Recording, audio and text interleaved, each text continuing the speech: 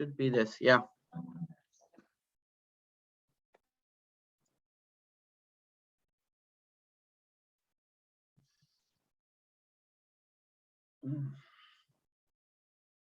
Okay. So I think this is the first, no, well, no, this is sort of the second time I give this presentation in virtual mode. To be honest, I would so much rather be in Cancun right now, but anyway, that's life. So this is a kind of condensed version of a graduate course that I co-developed with colleagues over 15 years ago, and it's called Survival Skills for Scientists. And essentially, well, I created this course, and then I co-authored a book by the same title, which you can see here. The book was also translated into Japanese, so it was pretty successful. But I like to start with a disclaimer that says that I don't have any easy recipe for success. And I sort of take for granted that if you want to succeed, you're going to have good ideas and you're going to be prepared to work and be dedicated to your careers. Otherwise, there's no chance that you can even hope to succeed. Here's a Japanese translation. So as mentioned, we started this course as an informal exercise back in 2003. It became an official course in 2005. And then we took a break. And then since 2008, it's been offered pretty much every year in various locations, a couple of times in Australia, mostly in Montreal. Some people have sort of created their own version of this course elsewhere in their own university in Ottawa, which is not far, or in France, or even in Washington State University, which is in the state of Washington in the US.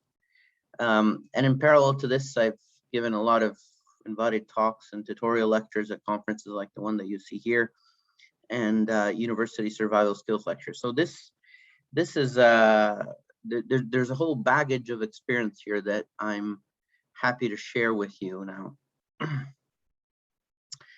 The idea is that survival in science requires some skills that go beyond what you learn in the lab. This is what we tend to call soft professional skills, in contrast to this image of Chuck Norris in his belligerent suit. But this image isn't, of course, it's not supposed to encourage you to be violent or anything. It's just the idea that we live in a very competitive world when it comes to science, and we have to be prepared to give it our best and to hone certain skills that are not necessarily taught when we are graduate students. So the first very important message that I want to share with you is that you should become your own manager. If you were an artist or a writer, you would typically engage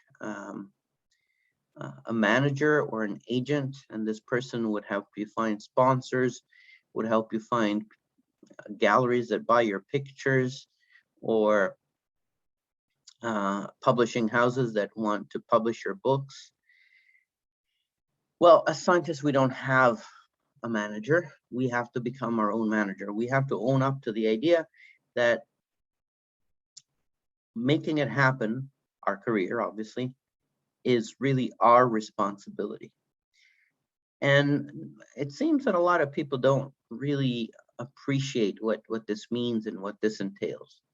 So this is my first piece of advice. Learn to be your own manager. And to this end, the sort of, I declined it into three main parts.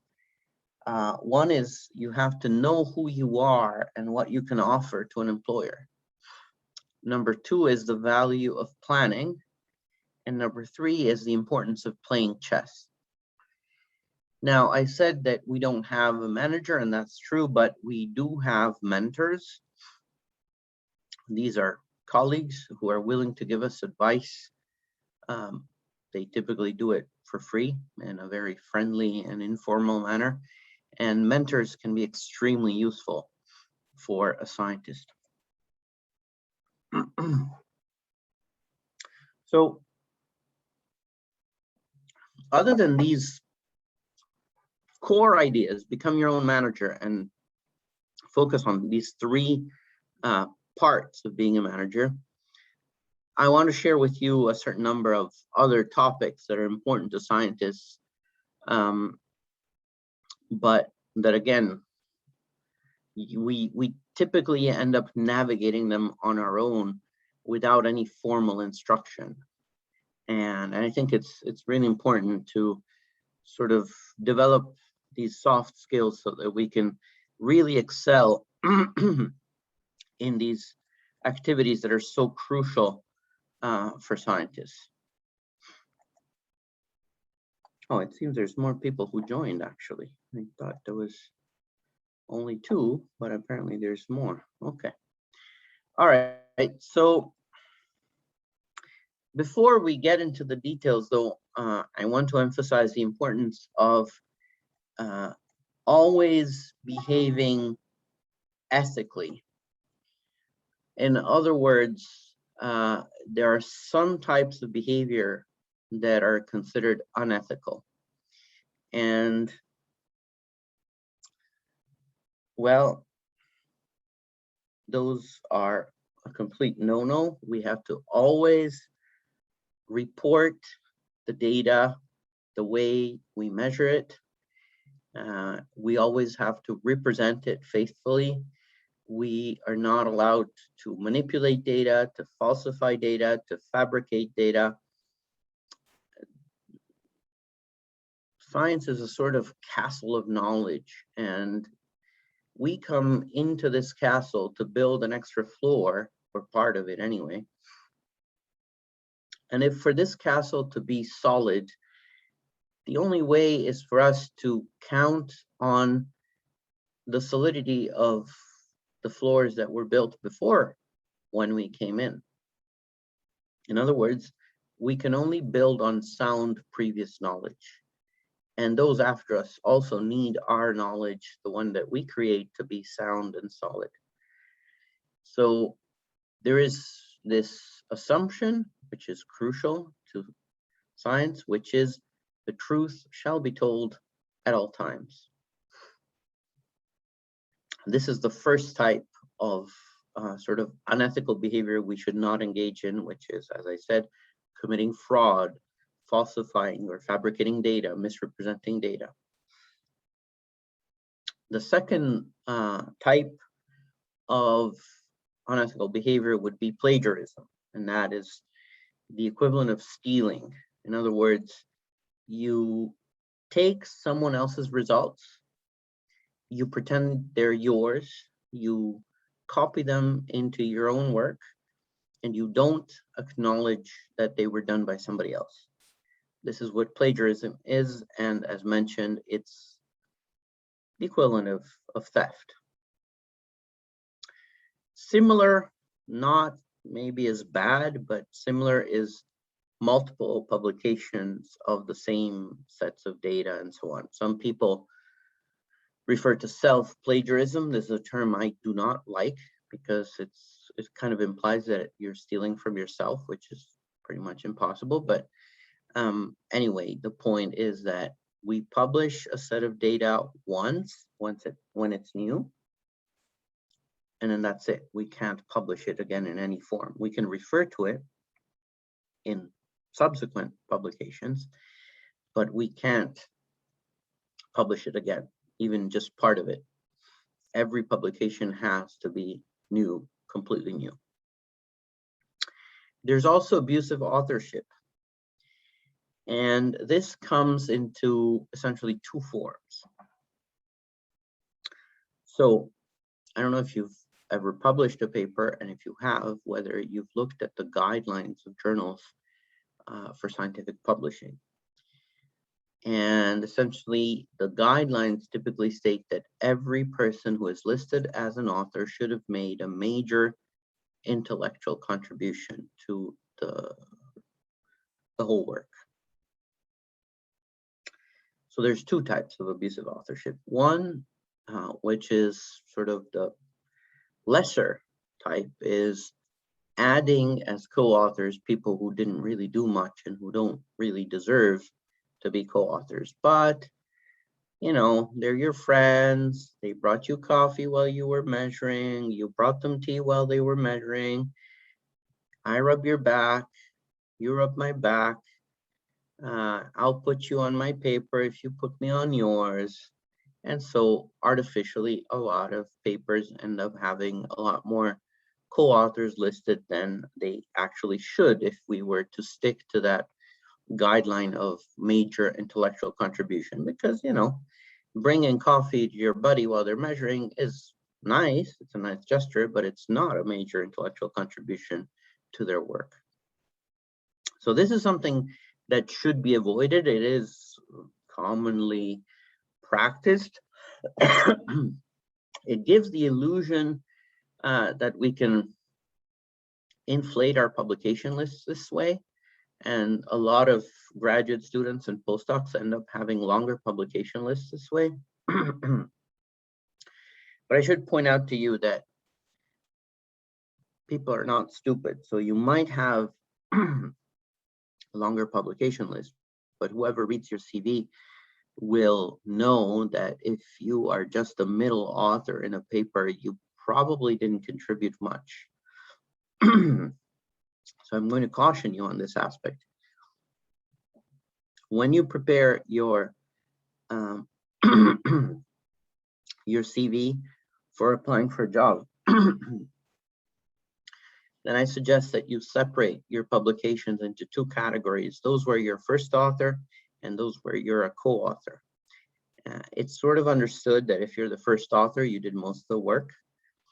But if you're just a co-author, it's not clear what your contribution may have been. So I suggest for the papers where you're a co-author, you start with a paragraph, sort of cap at the top.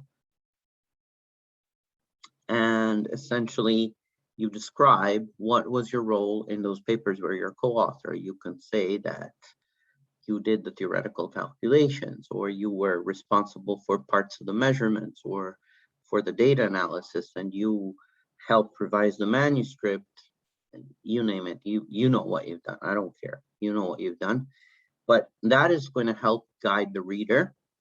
And mind you, if you are invited to an interview, you will be asked questions about your publications.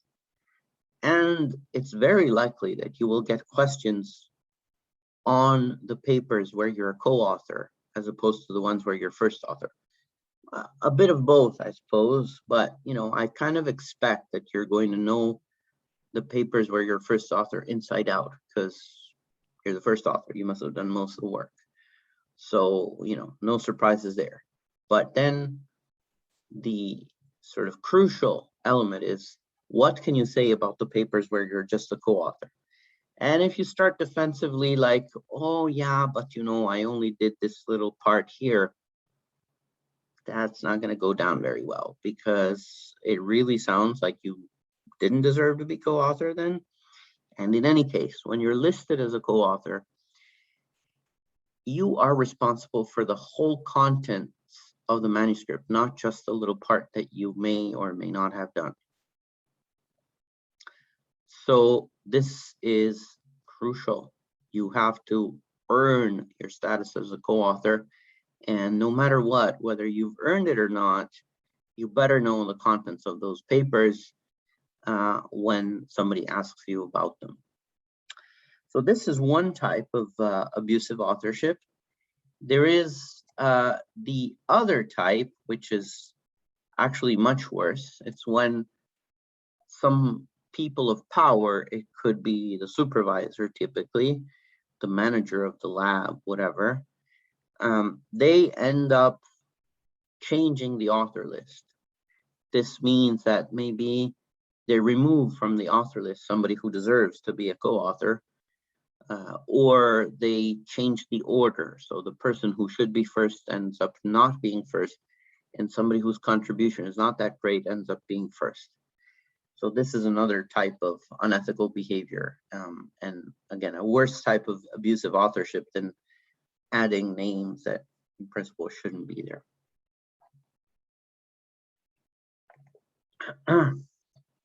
Now, having mentioned this thing about unethical behavior, which is of course very important, let's get back on track and let's discuss how you can become your own manager. So the first step, the first major insight that you have to develop is to know who you are. In other words, when you are on the job market, of course, you're going to look for jobs that interest you, and that's fine. That's what you like doing. And to a certain extent, you want to have a kind of strong overlap between what you like doing and what you're good at. So then when there is a job offering, you have to convince those who hire that you're good at at the type of job that they've advertised. Now, in this whole concept, you should also start thinking long-term. What are your long-term goals? Is this particular job going to further me along towards those goals? How can you achieve those goals? Like, some people want to become a president of a major university. So usually you start with a track as a professor, and then you might become a department chair, and then a dean, and then vice president, and then finally president. Some other people are all about pure science. And so they basically want to, they're driven by the curiosity of understanding how nature works, or developing a cure for cancer, or for COVID while we're at it. So this is the crucial aspect. You have to, on one hand, start thinking long-term, make career plans, make sure those plans are flexible. They shouldn't be written in stone. They should just be a sort of a blueprint, a navigational chart, but you can change course while you're navigating. You're not obligated to follow through until the end. And at the same time, you have to really hone that skill of selling your abilities to a prospective employer. They're looking for something who is able to do A, B, and C. And in your cover letter, in your supporting documents, in your interview, you have to convince them that you're the best person that they can find today on the market to do A, B, and C. This is how you develop this sort of insight about yourself, that you are able to sell your skills to a prospective employer. Now, in sort of plotting that navigational chart, well, you want to know where you're going to end up. And so you have to determine what those goals, those objectives are. I kind of already mentioned them. Some people want to become president of this, or some people want to become science advisor to the prime minister, or, like I said, to be a famous scientist. At the end of the day, it doesn't really matter what this goal is. It's very subjective. There is no sort of objective that is better than another one. It's personal. It's yours. It only belongs to you. And it helps you when things are tough, because no matter what, our job is very competitive. As I mentioned, it is tough. And especially when you're still young at the beginning of your career, there will be many times when you might feel like giving up because things are not working out for you, because your paper was rejected and your experiment doesn't work. And then you go home and your significant other is not happy because you're never home and you're always in the lab doing experiments.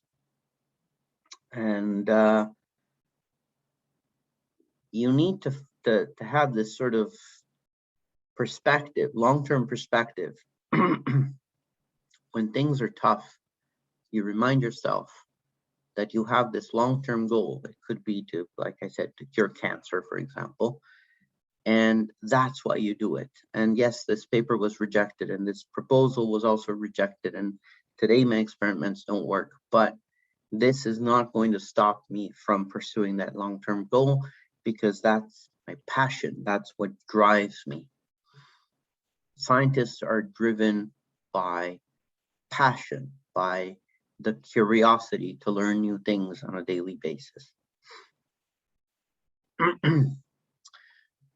So I was originally trained in physics, and physics comes from a Greek word which means nature. So my sort of objective, very broadly, is to unravel the mysteries of nature, to understand how nature works. Now, it turns out that science is about facing challenges, and this is what makes our job both difficult and interesting. And in pursuing challenges, it's important that you always challenge yourselves, and you're able to challenge your data and methodology, as well as your collaborators, colleagues, and even competitors. And I strongly recommend that you do this in a constructive way.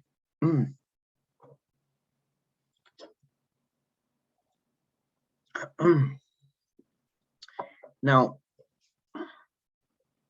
here I usually open parentheses about one interesting example, which is related to changing perspective.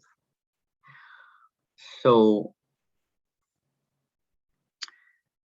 there is more and more emphasis on what is called multidisciplinary research. At some point, science was divided into disciplines like physics and chemistry and biology and so on and so forth.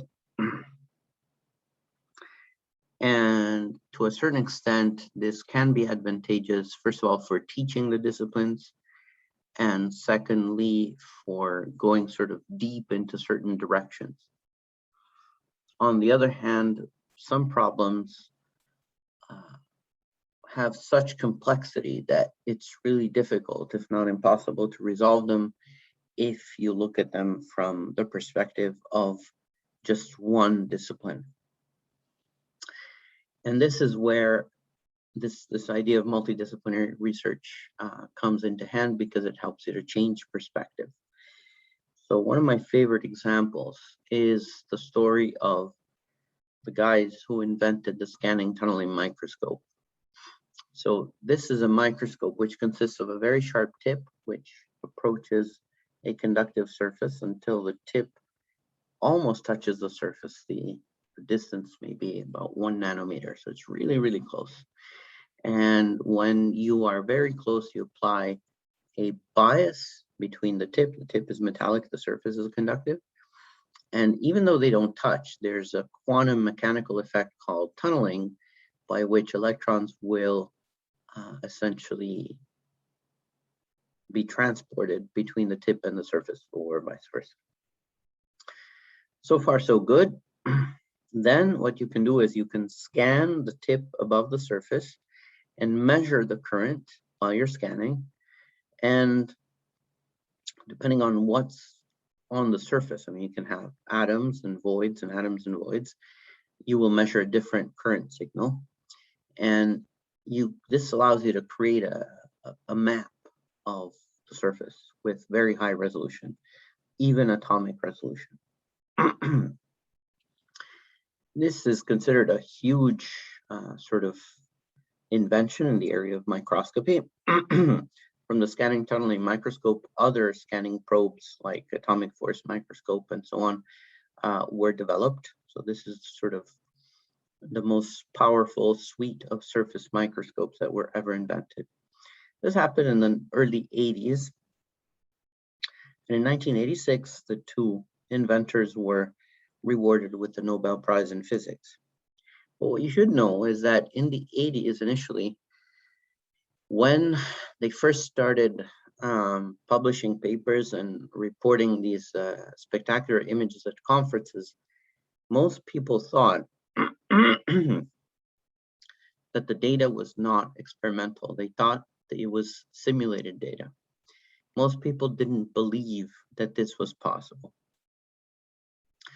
And the reason is that it's really hard to keep the tip at 1 nanometer above the surface without it crashing into the surface, because there's always vibrations and we don't perceive them because the amplitude is of the order of 10, 20 microns, but that amplitude, of course, is much larger than the distance at which you have to keep the tip from the surface. So they had to dampen vibrations of amplitude, say 20 microns. People in the field of surface science didn't believe this was possible. On the other hand, the two guys who invented this, they didn't come from surface science. They came from a completely different field of physics. They were studying superconductors, Josephson junctions. And so they didn't come with this preconception that it was not possible. They just realized that they had to dampen vibrations, and they asked themselves, how can we do it? And so they came up with some creative solutions, and it turns out that yes, you can dampen vibrations. It's not easy, but it's perfectly doable. And that's how they succeeded, because everybody in the field was looking at the problems from such a narrow perspective, they just couldn't find the right solution. What this means is that when you find a roadblock in your research, one way to try to address it is to engage the help of a collaborator from a different area of science, a different discipline that might help you look at this problem from another perspective. And sometimes this will help you identify a very interesting solution. Now, the next is the value of planning. I recommend planning in 3 steps: short, medium, and long-term solution. This is one of my favorite cartoons. It says, procrastinators unite, but do it tomorrow. So the question is, what are you going to do tomorrow, next week, next month, next year, and in 10 years? Tomorrow is easy. You guys are, those of you who are at the conference will still be at the conference, and you will be in Cancun, so you will be sort of torn between going to the beach and attending some lectures, or doing a little bit of both. And next week, presumably, you'll go back to your labs, cities, whatever. Next month, well, you'll get back to your routine, and very often next year, somebody will say, I hope to graduate. And my comment to that is, I don't know about that, we'll see. But then again, I'm not your supervisor, so entirely possible. Jokes aside, some people actually say that they've been very successful at their careers without any planning. And this is probably true. On the other hand, some people may have made plans without knowing it consciously. On the other hand, some of these people who say they were successful without making plans, they're likely from an older generation, and without wanting to detract from their success, science was less competitive. If we go back just a few decades, there were fewer scientists. It was not easy. I don't think it was ever easy, but it was not as tough as it is today to emerge. And there are others actually who say that by failing to plan, you are essentially planning to fail.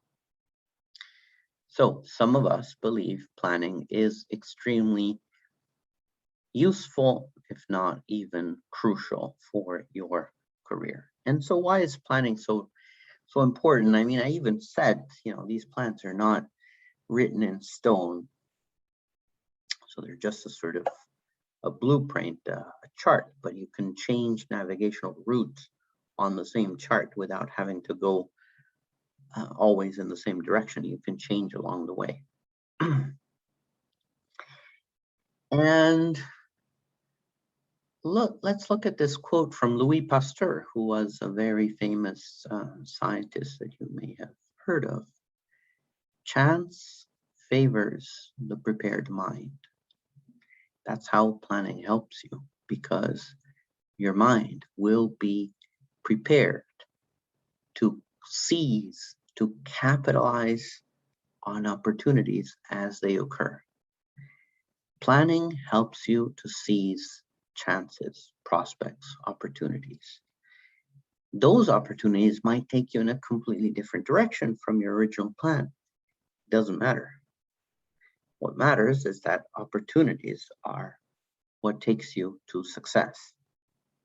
And that's your ultimate objective. It's success. It's not going straight into that direction when you realize that maybe it's not as promising as you had originally thought. You see an opportunity going slightly, you thought the island with the treasure was straight on, and then somehow you get an inkling that you have to deviate your course a little bit, and there's a bigger island with a nicer treasure just in this other direction. So that's why planning helps, because it kind of gives you an idea of where you're going, and your mind will then be prepared to seize new opportunities. Now, to seize opportunities, you actually have to apply for them. They usually don't come your way automatically.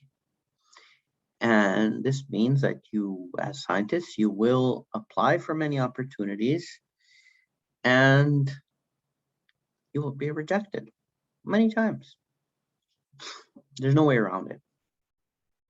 All scientists face rejection a huge amount of times. I mean, I cannot even count the hundreds of times, maybe thousands, I don't know, that have been rejected. Whether it was a paper, a scholarship, a grant, an award, a conference presentation, you name it. Funny thing is, nobody will ever know how many times somebody has been rejected, because in our CV, we only list our successes. So point is, rejections are just part of life. You just brush them off. Nobody cares. You shouldn't care either. I mean, they don't help your ego, that's sure, but just take them gracefully. And the only important thing about a rejection is whether you can learn from it. Like, did you make a mistake, or could you have done something better? That's the only question you should ask, so that you will not repeat the same mistake, and so you will improve when you try next time. The slogan that applies here is the lottery slogan. You can't win if you don't play. In other words, you miss 100% of the shots that you don't take.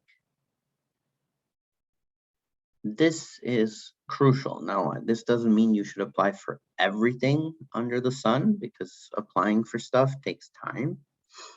So you should apply for things that you think would be interesting for you, would be promising, would be real opportunities. But you see this opportunity, you think, oh, it's really competitive, and sometimes people just give up without trying. Don't do that. Always try. If you think it's a significant opportunity, give it your best. Be positive, assume you're going to be successful, and remember that you're trying to become your own manager. So when you're preparing an application, you're investing time in your career development. You're honing your skills. You're learning what I had suggested at the beginning, to sell your skills to a prospective employer. So it's a very useful exercise. Again, it's not something you should be doing every day, probably not every week, but you should think about it about every month or every other month. Is there an opportunity here? What should I do about it? Because that's how you become your own manager. It requires developing this mind frame that we're not programmed to have. I mean, we're programmed to go into the lab and do experiments and find new things, but how does that get us a job? I mean, there's a sort of gap somewhere.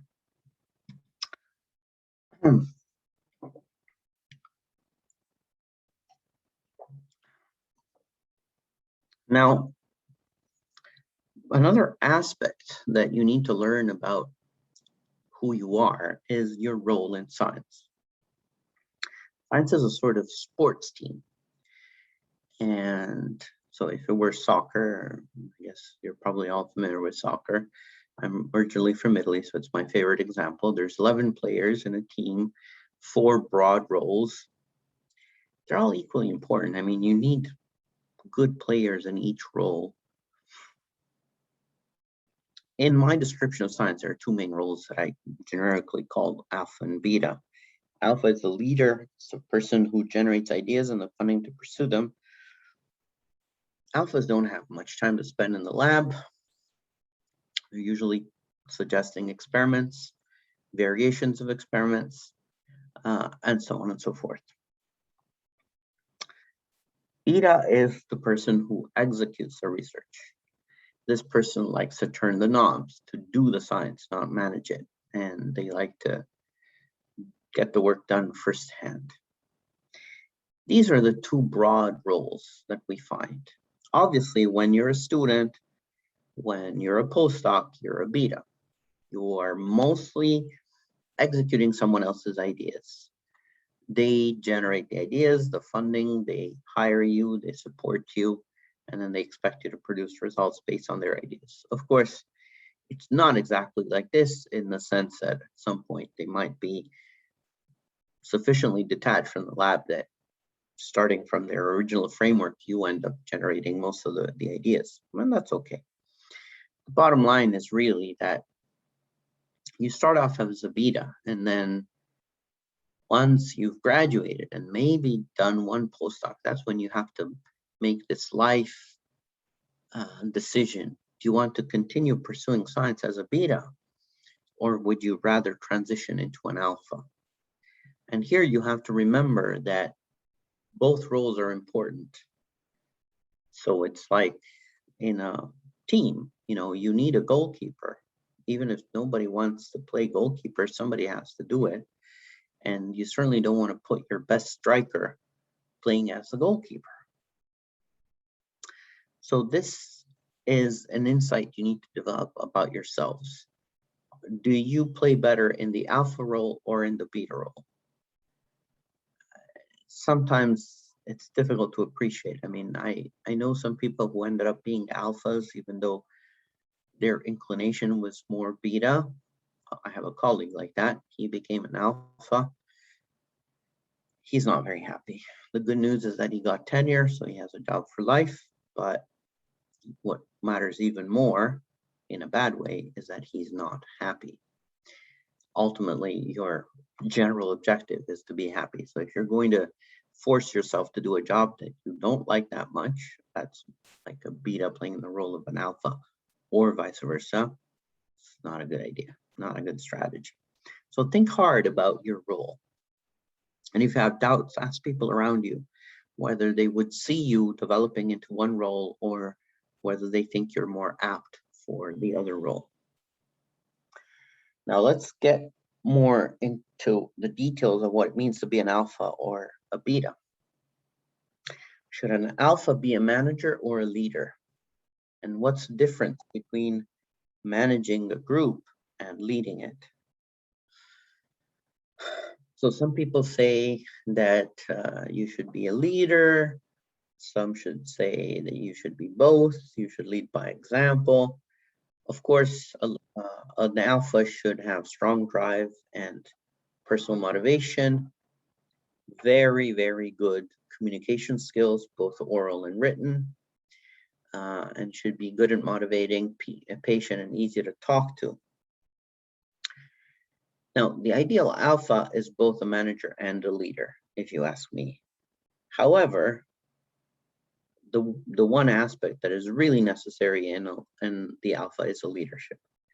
The management, you can always hire someone to do it for you when it's a matter of managing day-to-day activities like, buying consumables, making sure the lab runs smoothly. Yeah, if the same person is able to do that and has the time, it's okay. But on the other hand, you cannot hire somebody to take care of the leadership on your behalf. That is really your responsibility as an alpha. So this is the most important quality of the alpha, the leadership. Being able to communicate, being able to develop ideas, secure funds to pursue those ideas, hire people, supervise them, mentor them, motivate them, help them along, and then support them after they've left the group. What about the beta? Well, there's a very famous article published in the Harvard Business Review more than 40 years ago now, and it's entitled Managing Your Boss. So in this sort of scenario, you as a student or postdoc, you have to learn to manage your supervisor. In the ideal world, well, you don't need to manage your boss. They know what to do. They tell you what to do, and it's all good. But in the real world, your supervisor might need input from you, or you might need input from them. The famous expression, help me help you. In other words, if you want this relationship with your supervisor to be effective, try to be for a moment in their shoes. What are their pressures? What do they need to deliver to be successful? And how can you help them be successful? It's a two-way relationship. So if you just expect that they're going to tell you what to do and everything is going to go fine, well, it might work out if you have an outstanding supervisor, but in reality, the best relationship goes both ways. So you should aim to help your supervisor do their job more effectively, and that will help them supervise you to the best of their ability. So there's three classical environments in which you can find a job once you have a PhD and you want to use your PhD to do research. Because there's other jobs in which you have a PhD and you use it to do something else.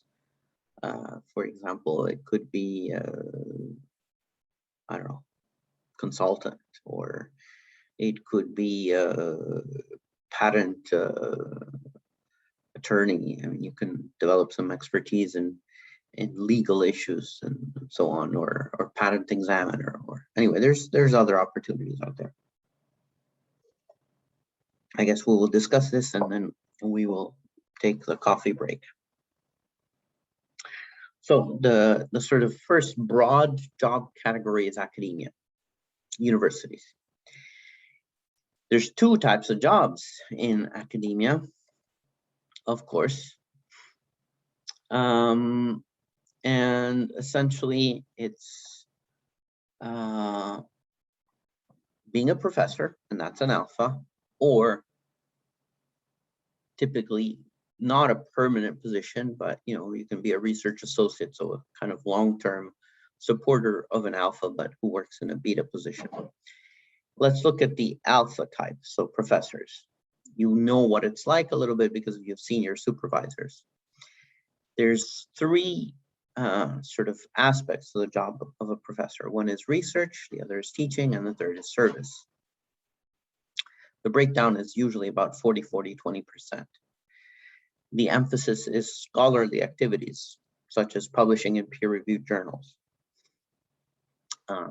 Very often you can secure a permanent position, a tenured position. You have academic freedom, which means you can choose your projects, work on anything you like, but you have to secure the external funds to pursue it. Your hours are flexible, which is good and bad at the same time, because on one hand, you end up working a lot more hours than a typical work week of 40 hours. I mean, most of us work, I don't know, 50, 60 or more hours, but they are flexible in the sense that you can juggle them around whichever way you want. And sometimes you can take half a day off, a whole day off, and, you know, it's your schedule. You handle it the way you want. And some people also are able to take long vacations. So this is the sort of broad idea of a professor. National labs. National labs, of course, are public sector, so typically owned and run by the government. They tend to be managed environments, so there's a certain hierarchy, a top-down approach to managing things. And the objectives come from the top, so the managers will tell you what to do. So here you don't have academic freedom. You will have to do what the managers tell you to do. You are supposed to work in a team with others towards common goals. Very often, the kind of research that is done in national labs is applied, and it's supposed to support specific industry sectors. So Ryan later is going to tell you more about, you know, finding a job. And I guess I'm going to guess, because we didn't really coordinate, but he can tell you a lot about finding a job in academia, but he can also tell you about a national lab that is next door to him, which is NREL, which is, of course, renewable energies laboratory. So by definition, it's all about energy, and specifically renewable energies, which means that if you are employed by NREL, it's a stupid example, but you know, one day you might wake up and you have a great idea for a cure for COVID. Well, you won't be able to pursue it at NREL because it's not part of their mandate. So, you know, it's, in a university, you would be able to do it, but not in a national lab unless it falls under the purview of that type of lab. And finally, industry. Industry is kind of similar to national labs, but it's private sector, so it's profit driven. So essentially, the main motivator is money. The company that supports the lab wants to make money, which means that they might support you to do some projects that initially are interesting and cool. And then one day the manager comes to you and says, scrap it. And you tell them, but this is really interesting. And they say, yeah, we figured it's not going to make us any money. So yeah, scrap it. We're moving on to this other project. Objectives can change very rapidly. You need to adapt to this scenario because the only real motivator here is profit. There's more emphasis on development, which means that usually the basic research has been done somewhere else, and you have to sort of scale it up towards a product that can be commercialized. Just to give you an idea, if we maintain these three kind of environments, think in terms of TRLs, which is this kind of measure developed by NASA for deciding at which stage of a technology you're at. So TRL means technology readiness level, and they go from 1 to 9. So 1 to 3 is basic research. It's mostly done in academia. 4 to 6 is sort of prototyping, going from basic research to something that looks more like a potential product. That's usually done in national labs. And 7 to 9 is scaling up from the prototype to a commercial product. And that's usually done in industry. You see how there's a sort of continuum. Of course, you know, in academia, sometimes you can go much further than 3. And in industry, you can go much backwards compared to the 7. But this is the sort of general way that the 3 kind of scenarios and environments break down their R&D activities. So, let's see here. I'll give you some examples of government labs. In Canada, we have the National Research Council. In the US, you have DOE labs, but also NREL. I think NREL is also DOE, actually. Yeah, that's right. Then there's another type of lab, which is NIST, which is Department of Commerce, right? Right. But most national labs in the US are managed, they're part of the Department of Energy.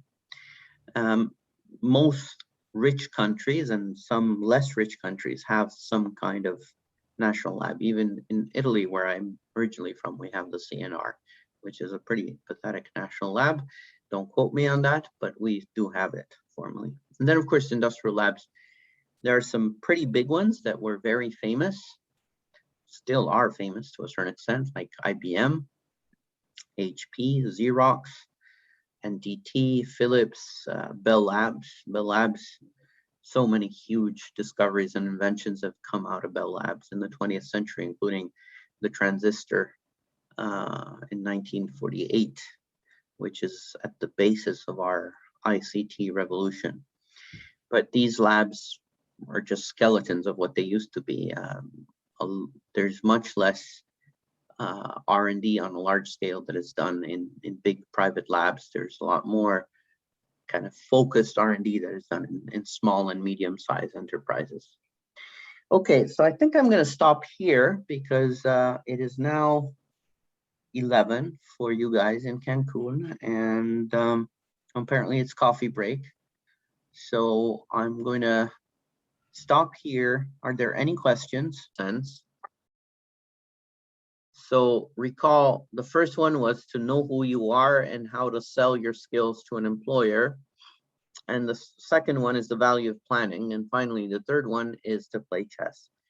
Here, the important message is, in modern science, anything that matters is peer reviewed. In other words, you're going to be judged by your peers over and over and over again. When you get rejected, as I mentioned earlier, and you will get rejected, or when you get accepted, this is all done through peer review. In other words, you submit a paper for publication, your peers determine whether it's accepted or rejected. You submit a proposal for funding, same story. You apply for a job, again, there's going to be a committee of peers. You apply for a promotion, same thing. You submit a paper to a conference, still a committee of peers. Anything that matters is going to be peer reviewed.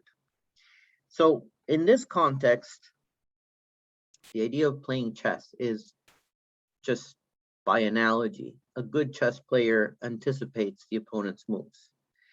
And here you have to anticipate the objections, the sort of questions, objections, concerns that will be raised through peer review.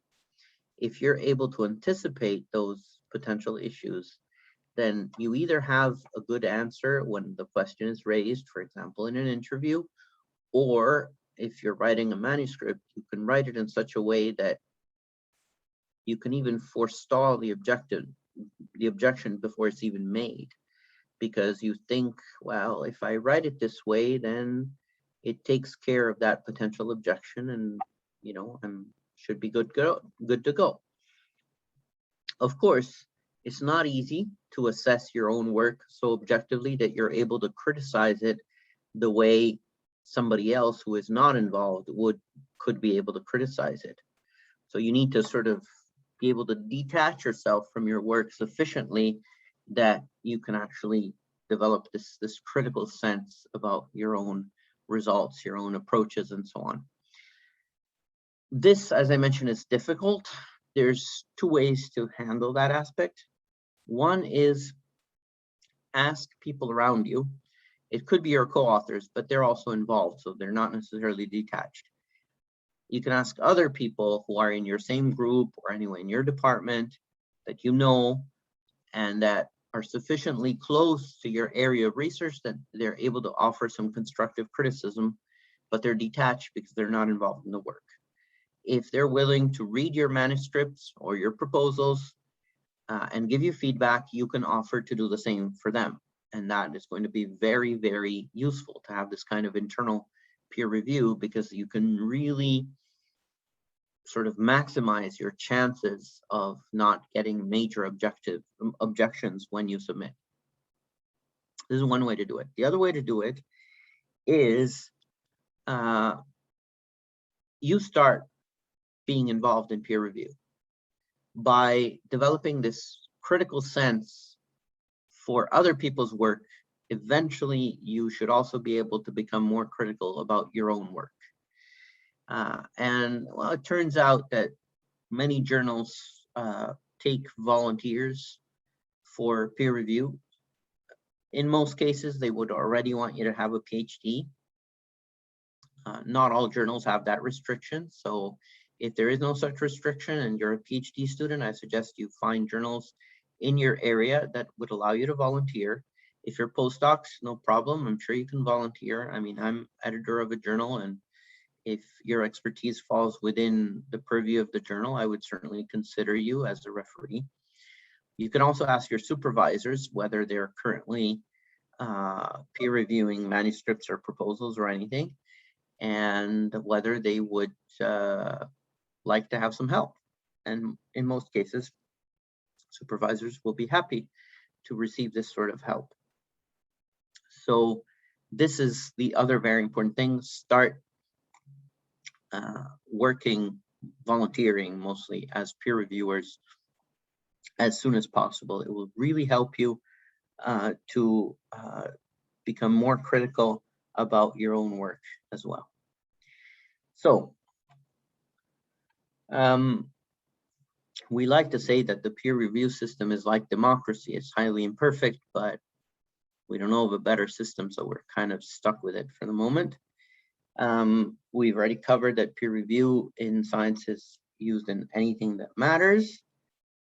And basically, it is generally anonymous. What does this mean? Well, usually you do not know the identity of your reviewers. In some cases, the peer review is actually double blind. In other words, the reviewers also don't know the identity of the authors or the applicants. This is mostly done in the social sciences and humanities. In the sciences, it's more complicated because we tend to refer to our previous work. We have developed some techniques, some approach, some this, some that, and we would naturally refer to it, and so that would easily identify us. But it's important that we as authors and applicants do not know the identity of our reviewers for two reasons. One is, both reasons are that we don't want to unduly influence the process. So we don't, the whole point is there shouldn't be fear of retaliation on the part of the referee. So they shouldn't be afraid that we're going to give them a bad review if they give us a bad review. And at the same time, there should be no opportunity for us to, say, bribe them in exchange for a favorable review. So, as mentioned, if you stay in science, it's sure that at some point you will be called upon to volunteer as reviewers. And it's a binary exercise, right? I mean, you're supposed to say yes or no, publish, don't publish, fund, don't fund, give the job, don't give the job. It's essentially a binary exercise. But if you want to be a useful peer reviewer, then you should provide constructive criticism. You should help the authors, the applicants, within reason, of course, to improve their work, improve their message, show them where they have failed and how they can improve. Also, because that's what you would hope when you get feedback from peer review. You don't want just to know yes or no. I mean, you're happy with a yes, you're not happy with a no, but either way, you want to learn something. That's where peer review can be really useful. And if you want to protect yourself from bad faith reviewers, well, there are ways to do it. As I said, refereeing is anonymous and it's to protect the integrity of the process. However, of course, some referees are not particularly honest and they take advantage of the anonymity of the whole process to sort of backstab and play not so fair and not so nice. So usually when you submit a manuscript, also a proposal, you're allowed to do two things in most cases. One is you can suggest referees as competent people to evaluate your work. And two is you can exclude some people from the peer review process if you think that they have some kind of conflict of interest and that they would not be fair in assessing your work. If you decide to exclude, I suggest you do it only, sparingly, and only if you're really convinced that there's a good chance that these people you have in mind are going to be unfair and are going to treat you, in a not very constructive and collegial way. The ones that you suggest as referees, well, they should be experts in the field, and they should be people that you know and that you think are friendly to you in the sense that they're going to be constructive and fair. Not that they're going to give you a free pass, but they're not going to backstab you. And of course, when you suggest them, make sure that you cite their work at least once or twice in your reference list in the manuscript or proposal. Having said all this, I can tell you, you receive referee reports. Some of them are positive, some of them are negative, some recommend acceptance, some recommend rejection. You often think you can guess who is who. In reality, most of the time you will be wrong, and it's a futile exercise anyway. The only time when you're sure of a reviewer is when this person tells you privately, oh, by the way, I reviewed your work in this proposal, in this manuscript. That's the only time. In any other occasion, you're just guessing, and you're very likely to be wrong. And also, as editor, I tell you, I see everything. So those who are suggested as referees very often are the ones who provide the toughest and harshest criticism. Not necessarily reject, very often they're the ones who recommend at least major revision. So yeah, be aware of all this. Like I said, it's an imperfect system, so we do what we can. We try to make our best of the system, but it does have its imperfections. Now, I want to share with you the most famous referee report, which says this paper is both good and original. Unfortunately, the part that is good is not original, and the part that is original is not good. Now, I hope you don't get that kind of referee report. Of course, it's a joke. We're going to discuss a little bit publishing, and my favorite story about why the dinosaurs disappeared is that they didn't publish, and so they perished. More seriously, publishing should be much more about quality than quantity. So before you come up with a manuscript and try to publish it, ask yourself, is this a valuable contribution to literature or not? If not, it's an added line in your CV, but at the end of the day, your reputation, you build it in the long run, and your reputation is built on the quality of your work, on the novelty, the originality, not on having many papers of little value. So think long term. Publish when you have something meaningful to say. If you don't have something meaningful, go back to the lab and produce meaningful results, and then you publish. Don't publish for the sake of publishing, because yeah, one extra paper helps, especially at the beginning of your career, but in the long term, it really doesn't. You want to establish a solid reputation for good, original, high quality work. And that means focusing on the quality, not the quantity of your publications. Well, when you write, you have a tendency to write for the specialist, but in reality, you're going to have a greater impact if you manage to write also for interested readers from neighboring areas. So these are not very likely to be specialists like you are. And when you write, you have to consider that the order in which you write is not the same as the order in which you read. So when you write a manuscript, you don't start with the title and abstract introduction. These you would write at the end, the title and abstract in particular, because they're like the window in a store. When you own a store, you put your best merchandise in the window because that draws a customer inside the store. Well, your title and abstract, and to a certain extent, the introduction as well, are the window in your manuscript. So they should be written, designed to draw the reader in. What I would recommend is you start by writing the introduction of your paper before you even go into the lab, as a sort of general framework of what has been done and what you're going to do. Then you go into the lab, you start doing your work, you write in very great detail all the procedures, all the experiments, all the data, all the analysis. Once you've done that, you start preparing the figures. Your objective in writing a manuscript is to tell a story. The figures are the protagonists of your story. So your story has to flawlessly tell the story of, tell the sort of how these figures interact with each other, how they are the protagonists of the whole thing. Then you write the conclusions.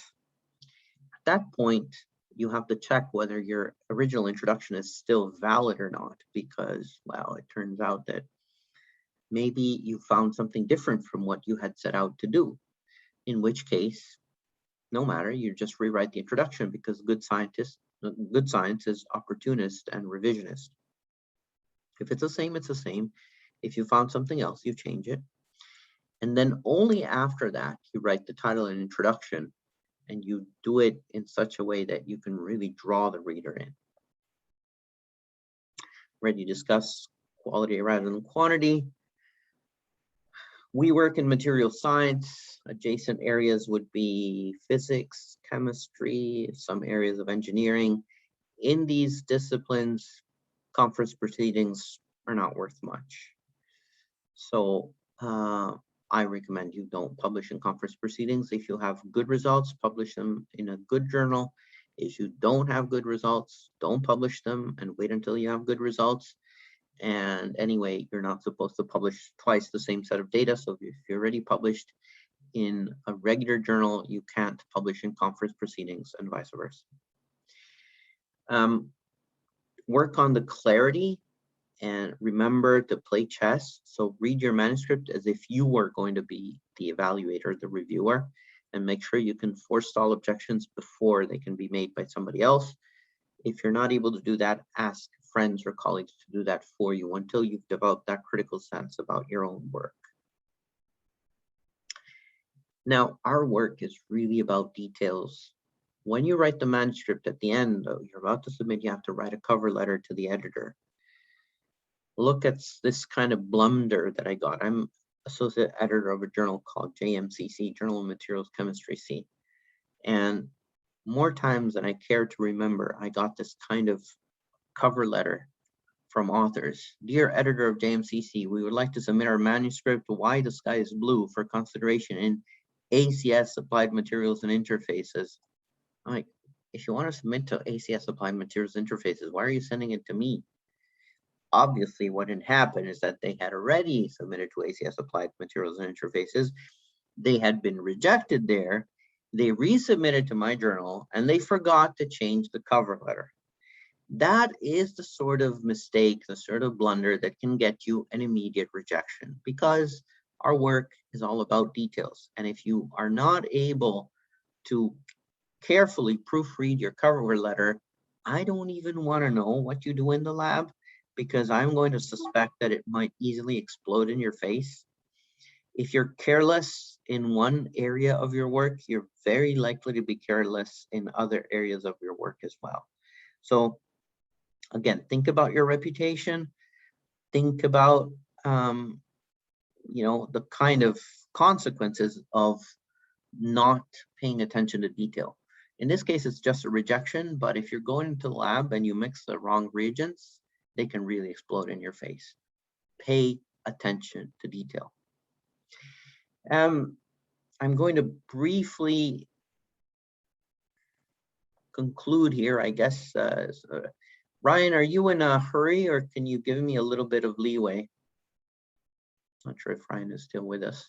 Yeah, I can give you some leeway. I was just typing in the chat. I once received a manuscript to review that was about spectroscopy, and somehow there was an autocorrect where it removed the letter F from shift. So there was blue shit and red shit in every other line of the manuscript. That's a good one. Yeah. Okay. Thanks for sharing.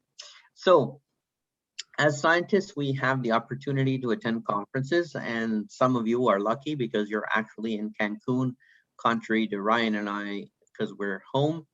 So there's 3+1 reasons to attend a conference. 1 is to present your work. 2 is to learn from your peers' work. 3 is to network with your peers. And the +1 is exactly what I said. The conference is in a nice location. In your case, Cancun, we're stuck at home.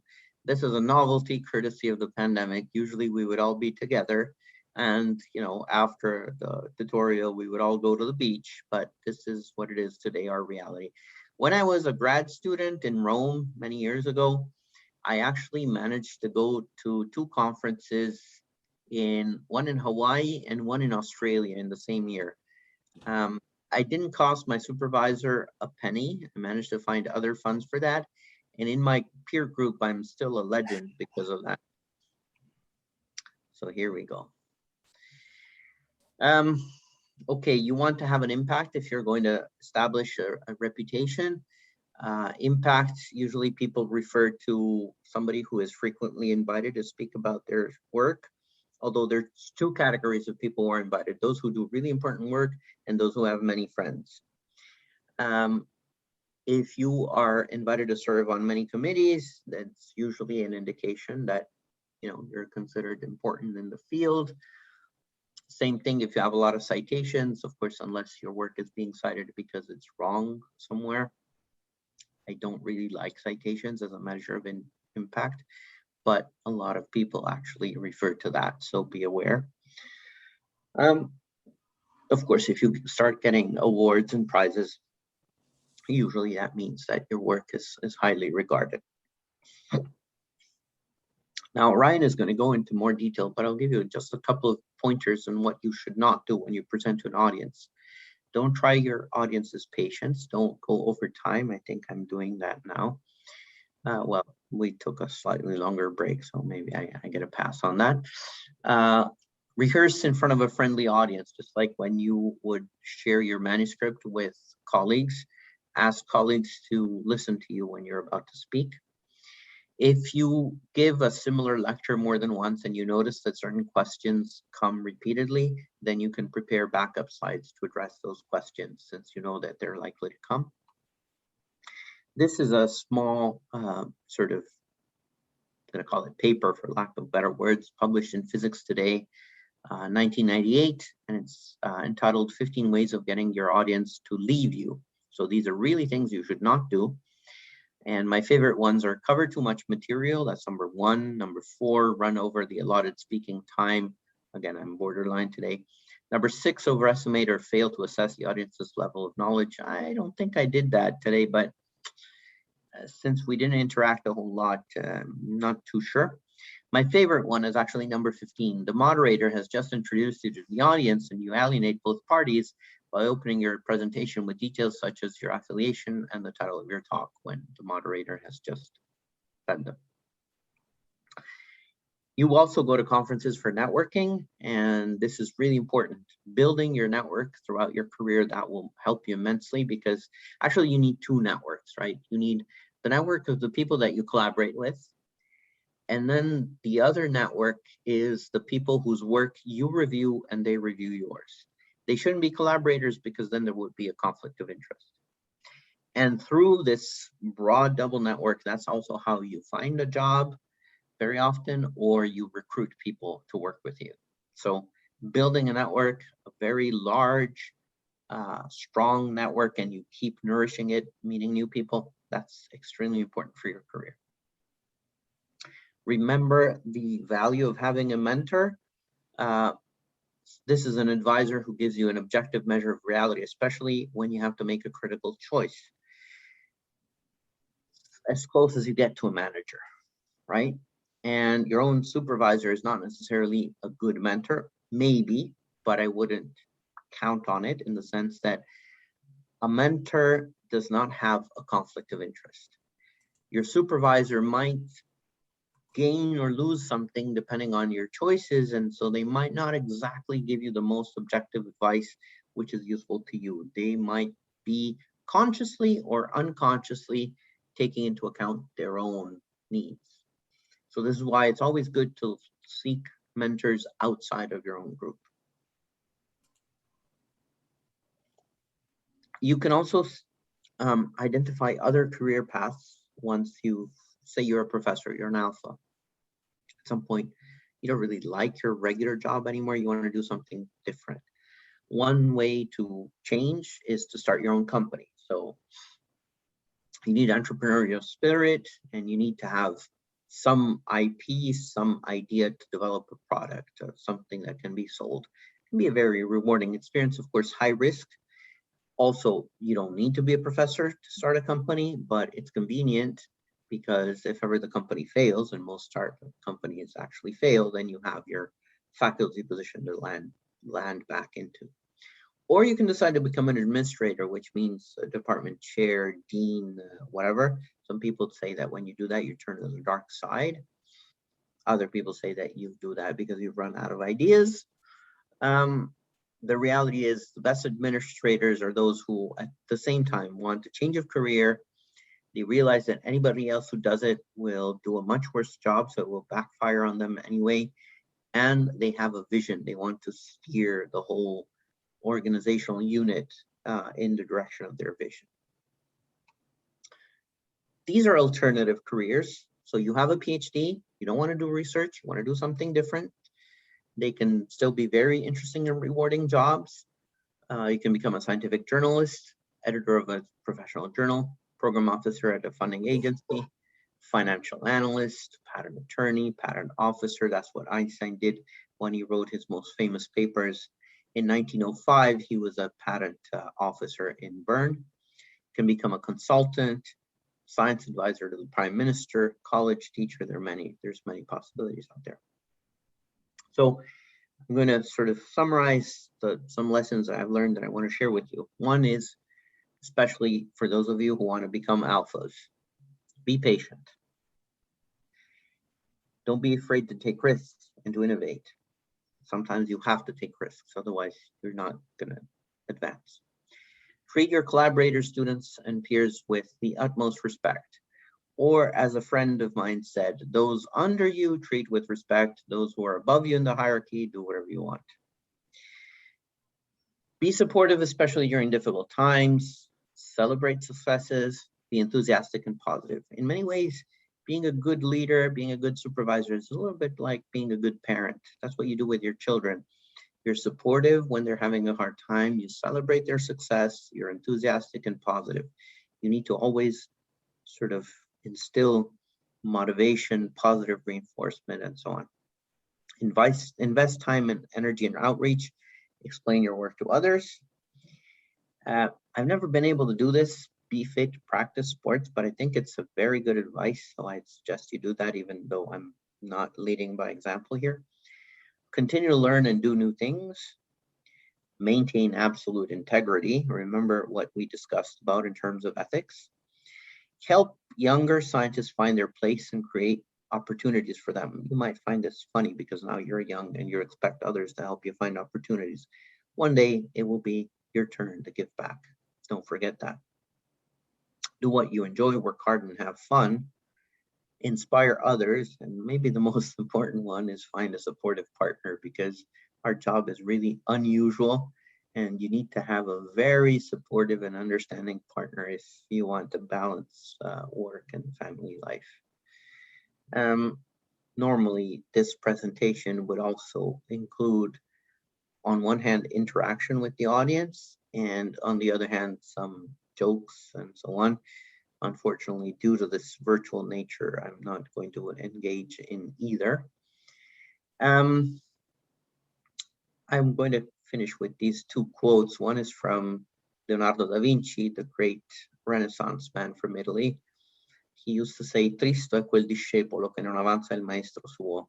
In English, this translates into, "The trainee who does not surpass his mentor is grim." Let me rephrase that for you. What this means is that, personally, as a supervisor, my greatest satisfaction is when my trainees succeed. It would be even a greater satisfaction if they were to beat me, so to speak, if they were to become better than me. Might sound strange, and many supervisors will not feel the same because they're insecure. But recall the analogy between supervision and parenting. Your parents will want the best for you, and they would want to have you to have a better life than theirs.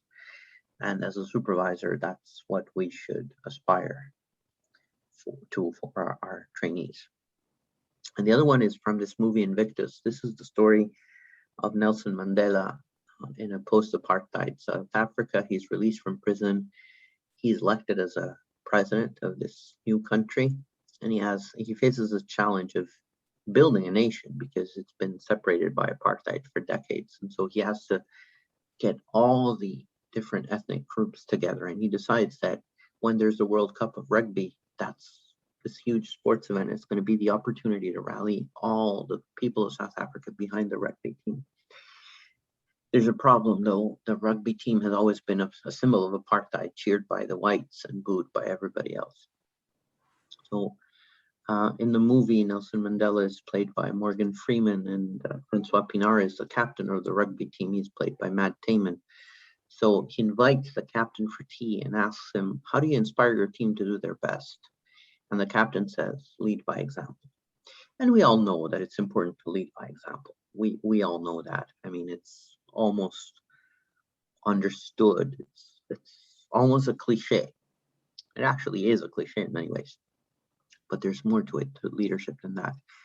Nelson Mandela in the movie asks, "That's exactly right, but how can you get them to be better than they think they can be?" So the job of a leader is not just to lead by example. The job of a leader is to show someone who tells you, "This is as far as I can reach."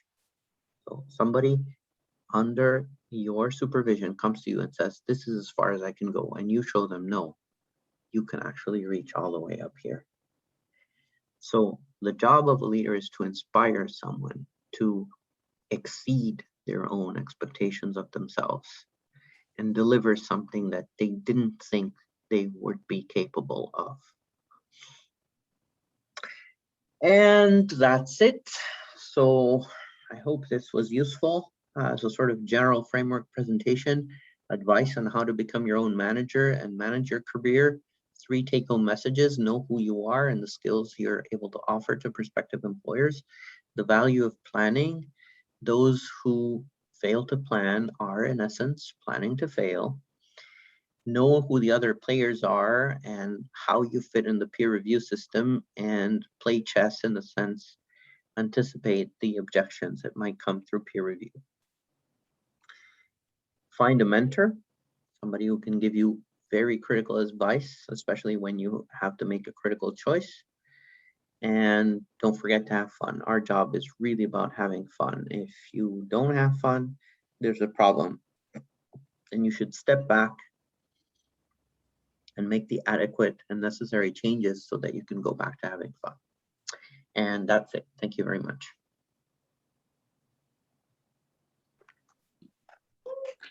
Thank you so much for your presentation, Professor Federico. Any question for the doctor? No? Is okay, Professor Federico? Yeah.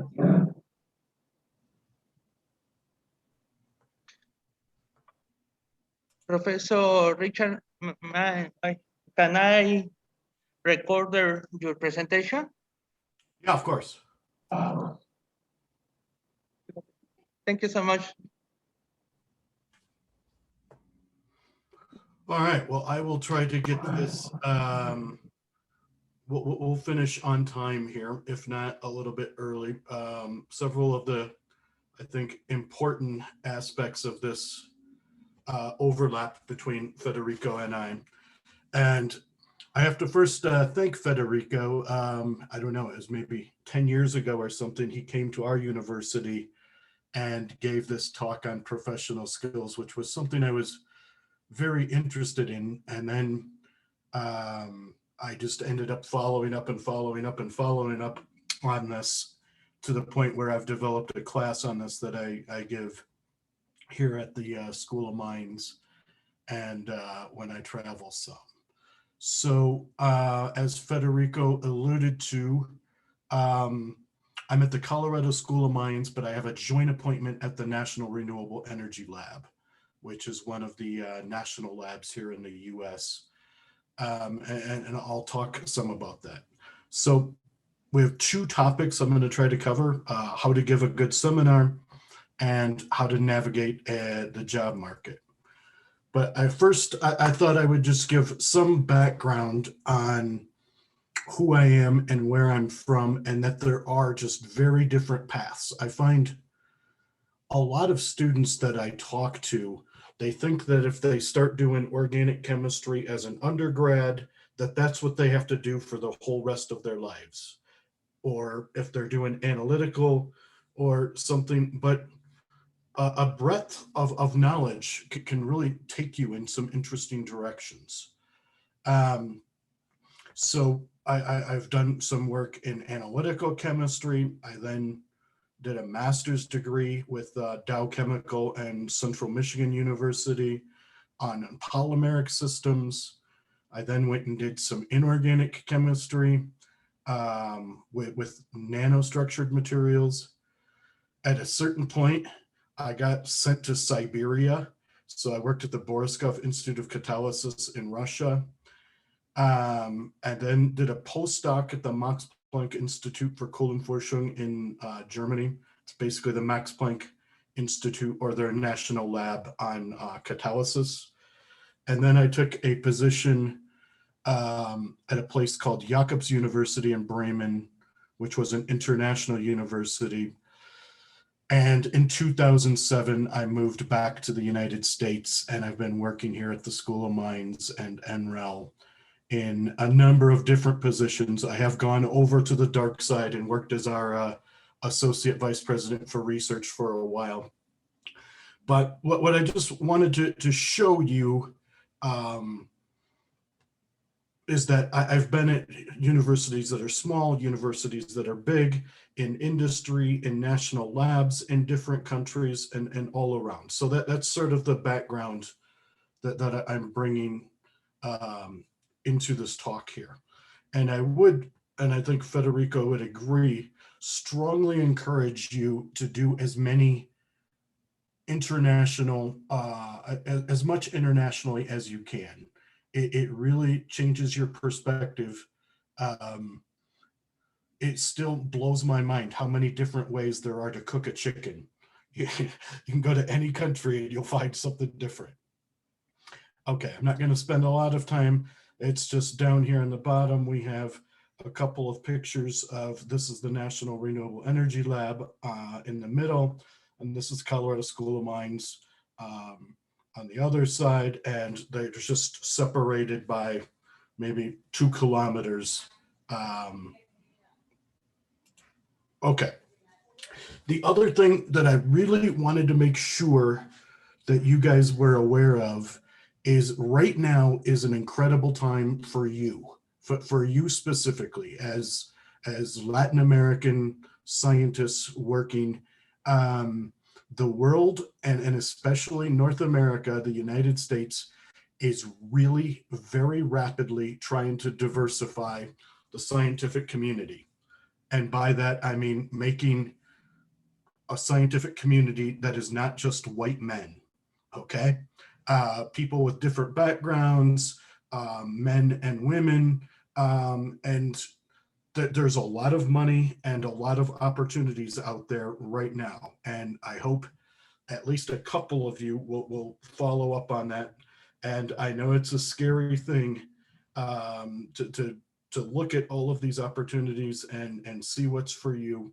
But please realize that right now in this window of time, there's an incredible amount of opportunities.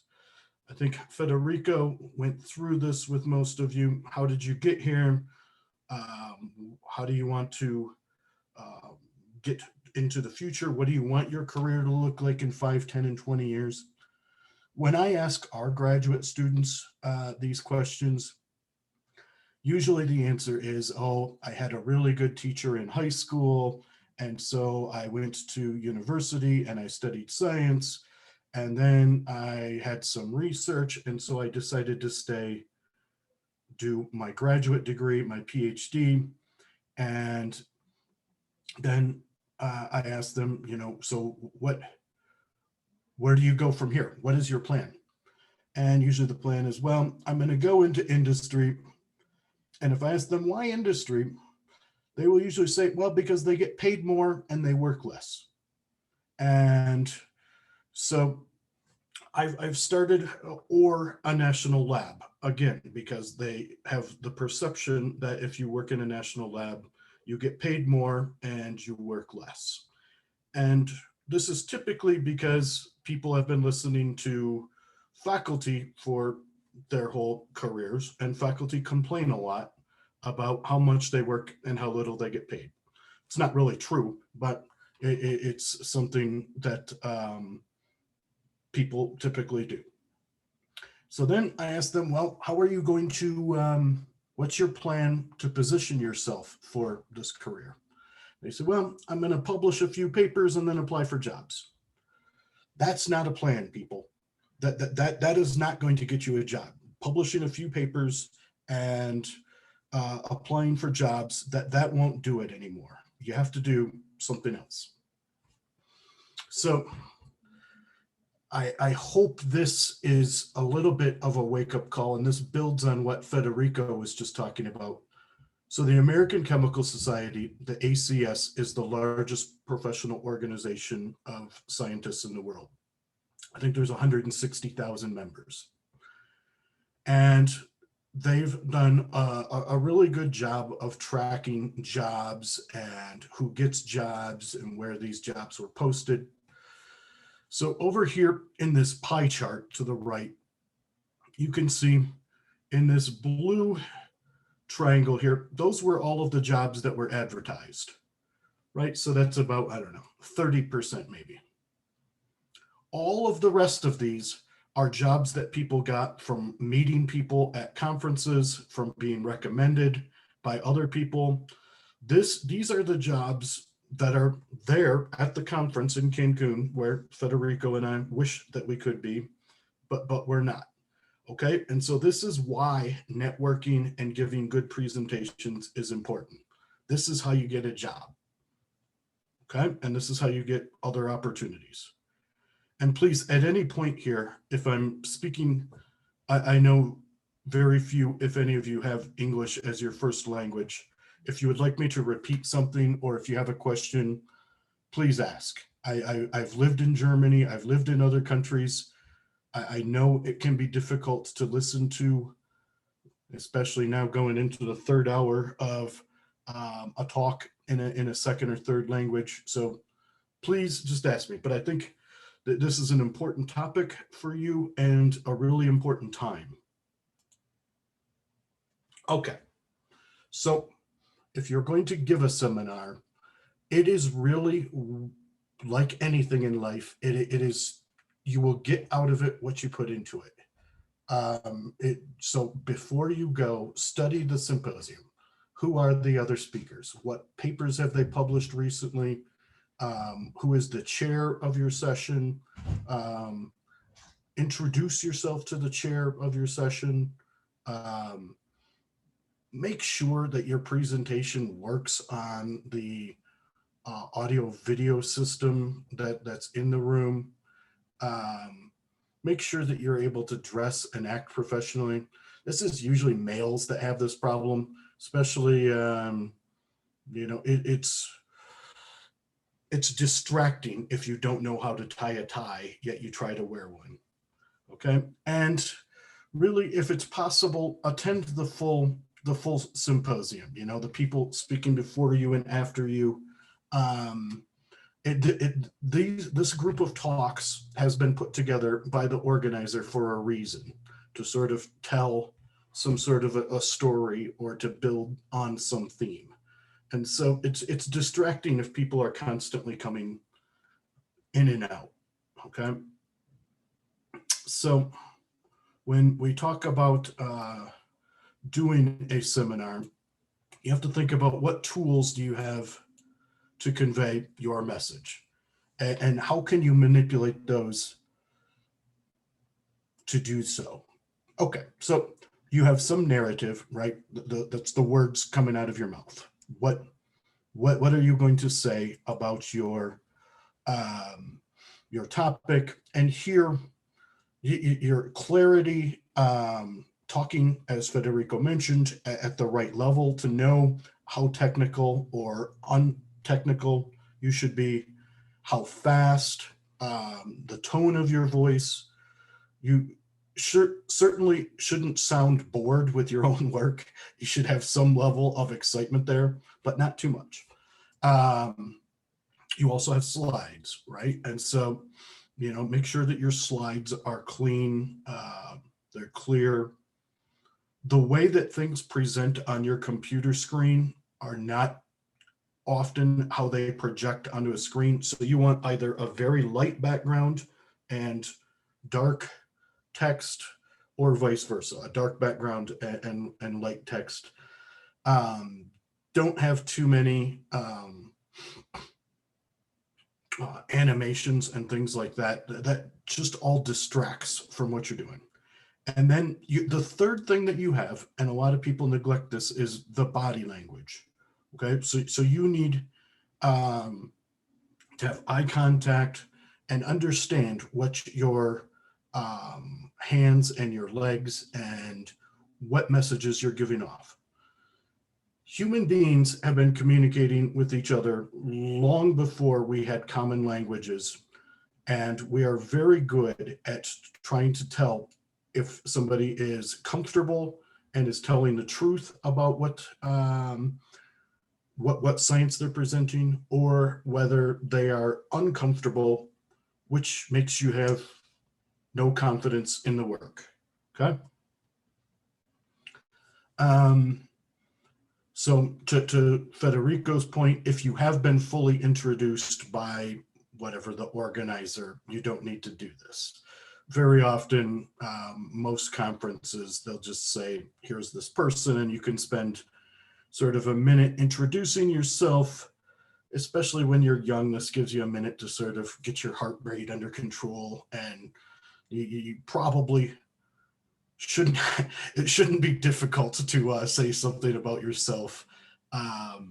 But you want to present yourself as somebody who's novel, happy, successful, who likes what they're doing.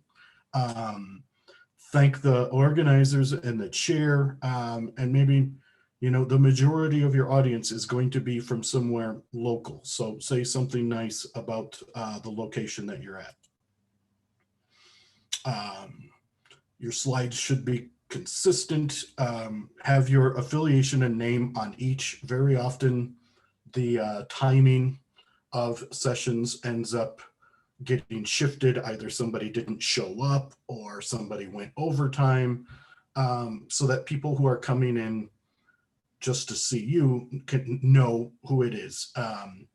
Number your slides. So it's much easier if you're asking, if somebody wants to ask a question, they can say, yeah, can you go back to slide 10, please? Rather than, oh, can you go to the slide after the mountains, but before the ocean? Or, you know, you spend a lot of time just trying to figure out what slide they want. Don't use too many transitions. Make sure that your text can be read when projected on a screen. And generally, I would say my rule of thumb is one slide equals about 1 minute. There's some that you'll do a little bit longer, some that you'll do a little bit faster, and you have 2 or 3 that you can do at a different pace towards the end, if you are under time or overtime. Your talk should be a story that has a beginning, a middle, and an end. Your introduction is key. You need to tell people why you are doing what you're doing and what the current greatest thing in the world is, what the state of the art is in your field. And be sure to credit all the significant work in the area, especially the high impact, papers, and don't oversell, but also don't undersell your own work. We know that not every presentation is going to be the cure for cancer. But I mean, there is importance in what you're doing and where this fits into the overall science going on in the world. All right. And then also just remember, especially from the beginning, keep people engaged. People these days have the attention span of an ant, right? If they're not engaged from the very beginning, they're going to start looking at their phone and emailing their friends or checking Instagram or whatever. Try to keep people engaged here. Make sure that in your references and figures that you are 100% clear on what is yours and what is from somewhere else. I tell my students to make their own figures and tables. I think it shows some professionalism and attention to detail. But if you're taking figures from different papers and say, on one slide you have figure 1, on the next slide you have figure 10 from some other paper, and then on a slide after that you're back to figure 3 from some third paper. Just make your own figures and tables, but fully reference where it is that you're taking these. Give the references right there on that slide, not in some bibliography at the end, but right there on that slide. Give all of the authors the abbreviated journal name, the year, and the page. And if you have work from your own group, cite that. I mean, that adds credibility to what it is that you're doing. Okay. Make sure that you engage people from the beginning. Know your slides. So it really shows poorly if you're surprised by what slide comes up next. Okay, so know your slides. It really reflects positively in my mind if somebody introduces a slide before even bringing it up, so that it shows that they know what their slides are. Look at the crowd and speak to them, and don't spend much time looking or reading off of your own slides. And sure as hell, don't read off of a piece of paper. I understand that if English is not your first language, there's a tendency to try to memorize full sentences, but that ends up coming off sort of robotic. So to the extent that you can, just try to just let the talk flow. Speak clearly and loudly. Okay. So the body language, I think, really goes sort of, people don't pay attention to it as much as they should, but it makes a huge difference. And human beings are very good at identifying the difference between truth and deception just in your body language. Okay, so the NSA in the United States is a national security agency. These are the highest level of sort of government. They're ahead of the FBI and the CIA. This is the real top security people. And they did an interesting experiment. So they took 300 criminal cases where the outcome was known. So there was either video footage or something had happened there. And they took these cases and they broke their people into 3 groups. Group 1 was asked to identify whether the suspect was lying from only the audio transcript, right? So they could only hear this person talking. They could hear what questions they were being asked and how they answered. And so here, this is where we go back to, you know, how fast were they talking? What did their intonation sound like? Group 2 was given the video, but with no audio. Okay, so they can't hear what's going on. This doesn't even have to be in a language that you could understand, right? I mean, this could be an interrogation happening in Mandarin. And group 3 was given audio, video, and the case file. How do we think they did? All right, so if you only have the audio, so you can only hear the questions that are being asked and the answers that they're given, they were 55%. So that's not a whole lot better than just guessing, right? Group 2, if you only had the video, but you couldn't hear what was being said, you couldn't hear what question was being asked, and you couldn't hear what the answer was, they were better. They were at 65%, just only looking at the body language. Okay. And group 3, if you had the audio and the video, they were 93% accurate, which is better than a polygraph machine. Okay. So think about this when you're given a talk, is that when you're delivering information that you don't believe in, you have the same behaviors as people who are lying to police officers or agents. Okay, and people are really good. They might not be able to say exactly what it was, but that we can tell when somebody's lying or they're not comfortable with what they're doing. And so that means that you really need to understand what it is that you're presenting. And I know, like Federico has told me before, one of the things he likes to do in interviews is he will ask people about the aspects of the work that they weren't doing, but that like their collaborators or their peers were doing, and to see how well they know and understand that, right? So understand everything that you're talking about. I would also recommend everybody look at imposter syndrome. Okay, I'm not gonna, you could do a whole class on imposter syndrome, but it's a very real thing, especially in the upper levels of sciences. But this is a story from a TED Talk about fake it until you believe it, but don't let giving presentations or being nervous about that take you out of science. You can do this. There's different ways. People have different levels of comfort, but you can do this, okay? In this particular case, this woman's advisor told her to just pretend it and pretend that you're enjoying it and keep doing that until you one day say that you're actually enjoying giving a talk. And that will happen for everybody. Okay. Most speakers, you're most nervous because, and the amount of nerves that you have is directly proportional to how well prepared you are. Practice, for me, I still, especially if I'm presenting something new, I have to practice it out loud. I can't do it just reading it just in my head. I have to actually say the words. You can record yourself.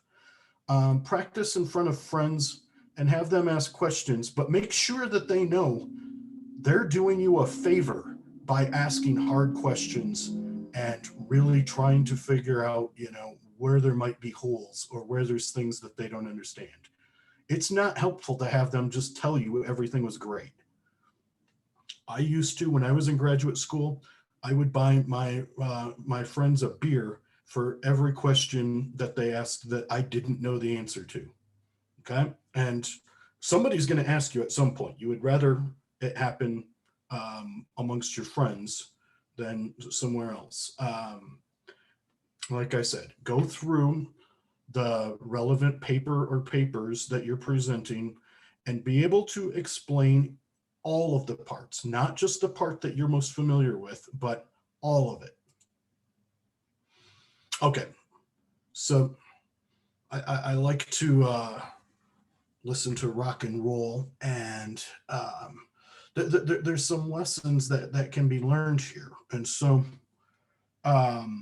back in like the 70s and the 80s, Van Halen was the biggest band on the planet. And they were having these tours with the biggest light show and the loudest music and fireworks and all of these things. And there were all of these clips in the news that these guys had it in their contract that on like page 7 of their contract with the various venues that they went to, that there could be no brown M&Ms. And so this was back when an M&M package, you had all of the different colors in there. And so it was really kind of an obnoxious thing. And people in the news were saying, oh, these rock and roll guys are so obnoxious to make this. They wouldn't play the concert if they had brown M&Ms in their bowl in their room. And so this went on. And then just a few years ago, I think it was back in 2014 here, people somebody was interviewing them and asking them, they said, what was this crazy thing about the brown M&Ms? And the answer was brilliant. So they said, all different stadiums wanted us to come and to play our music, but they didn't really pay any attention to the specifications in our contracts about the lights, because the lights were really heavy. So you needed to have certain types of electricity. You needed to have beams that could support, a certain weight, the speakers and the fireworks and all of this stuff. And some of their crew were getting injured because people hadn't read the contract very carefully. So they said the easy solution was they just put this, and it's right here and by this red arrow that, on like page 8 of their contract, that there could be, there had to be M&Ms, but there had to be absolutely no brown ones. And so the test was very easy. They walked into the dressing room, looked at the bowl of M&Ms. If there were brown ones, they knew that people hadn't read all of the details of the contract, and there were probably other problems. And so they would just leave, or worse yet, they would trash the room and then leave.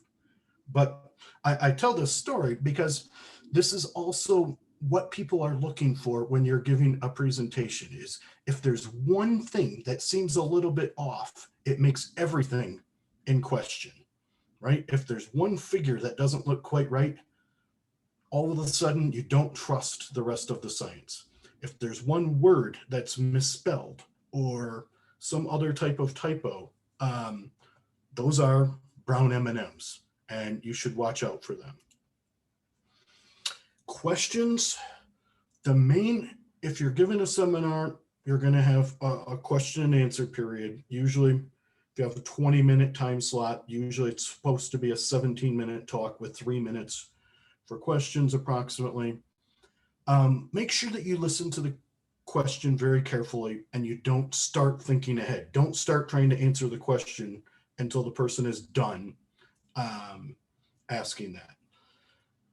And be respectful of everybody. You might have answered that question or even had a whole slide about that that somebody just missed, okay? But just be respectful about everything. Only talk about things that you know. Don't speculate about things that you don't know. It's okay to say that you'll come back or you can talk about it at the coffee break or whatever. Answer questions concisely. So if somebody gives a really long answer to something, to me, that means that they're afraid of questions and they just don't want to answer more than one. Very often, especially in like larger venues, only the speaker has the microphone. And so most of the people in the crowd can't hear the question. So it's helpful to repeat the question through the microphone to the whole crowd.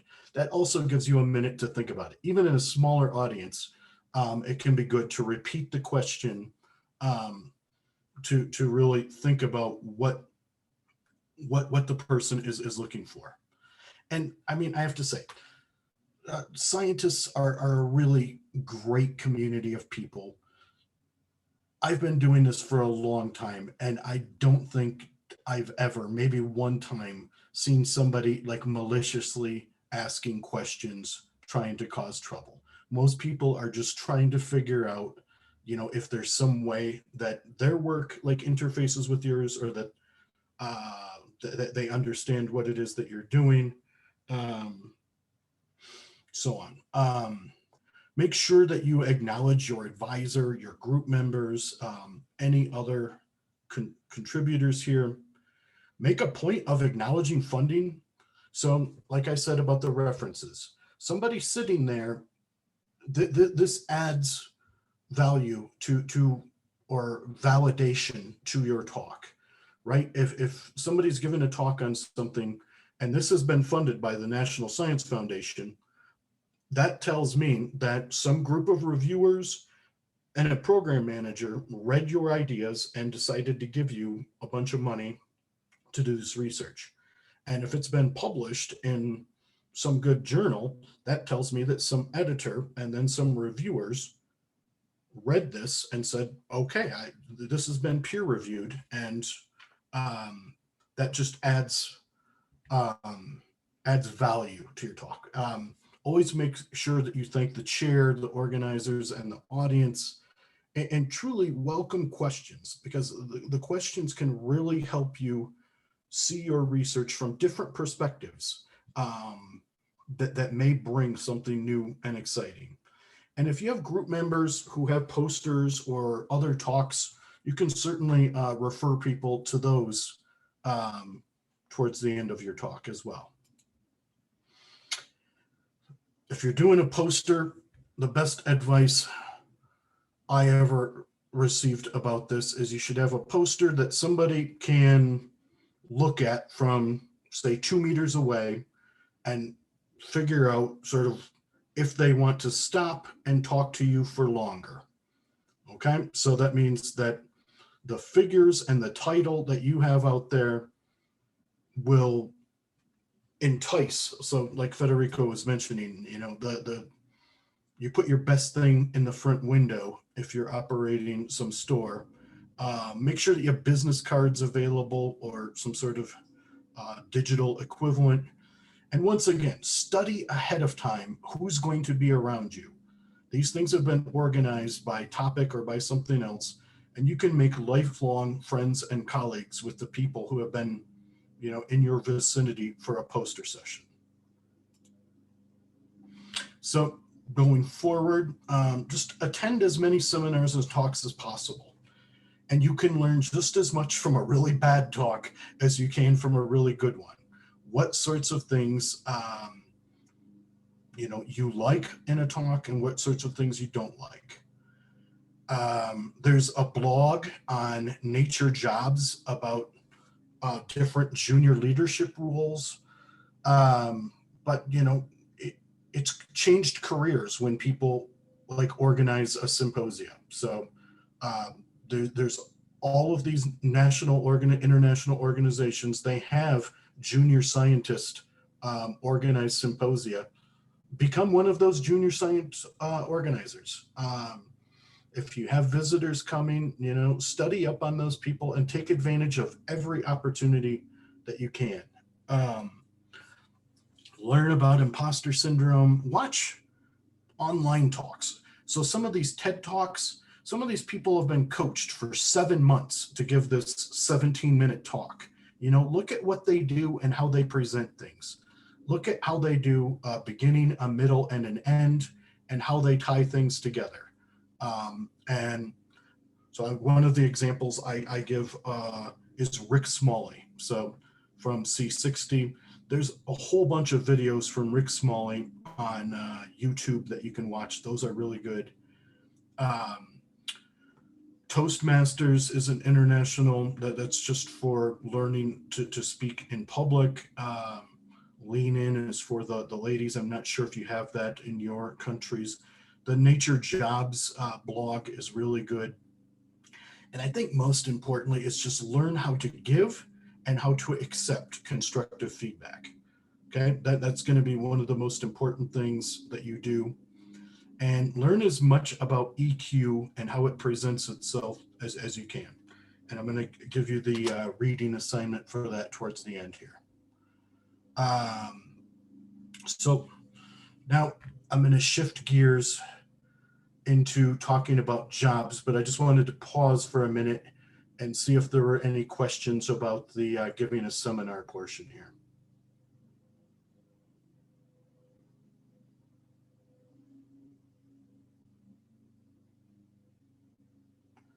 You can do it in Spanish as well. I may or may not be able to understand, but we can give it a try.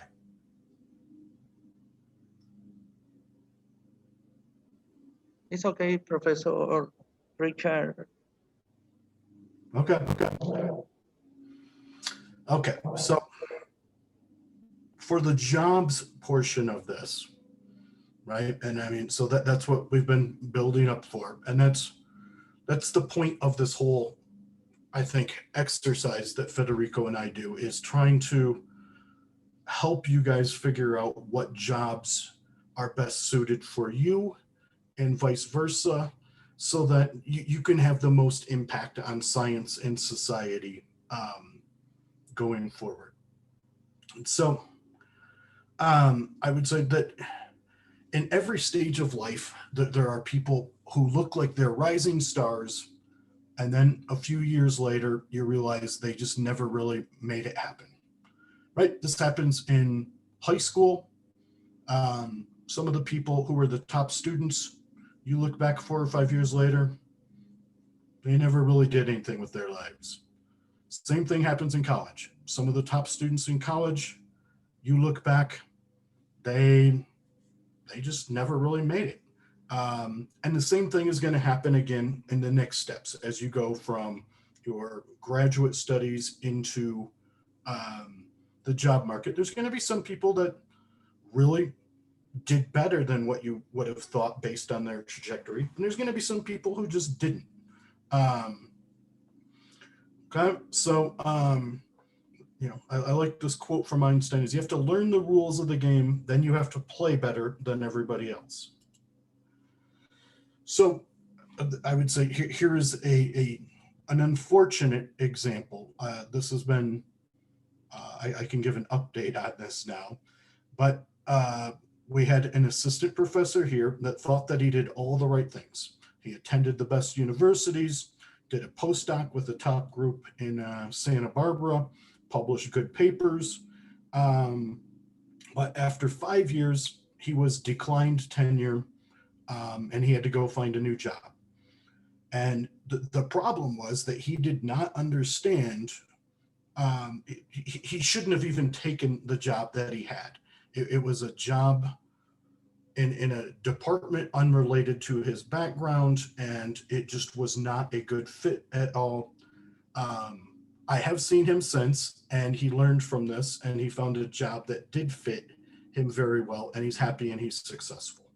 Okay, so the promotion and tenure process worked, and he is much happier in his current job, and he's doing well.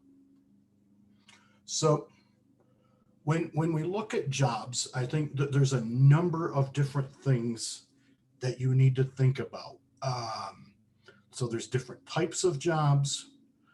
There's different locations of jobs, okay? And so if you're looking at industry is located in very specific large industries. So I mean, like Dow Chemical or Exxon or Shell or BASF or Bayer.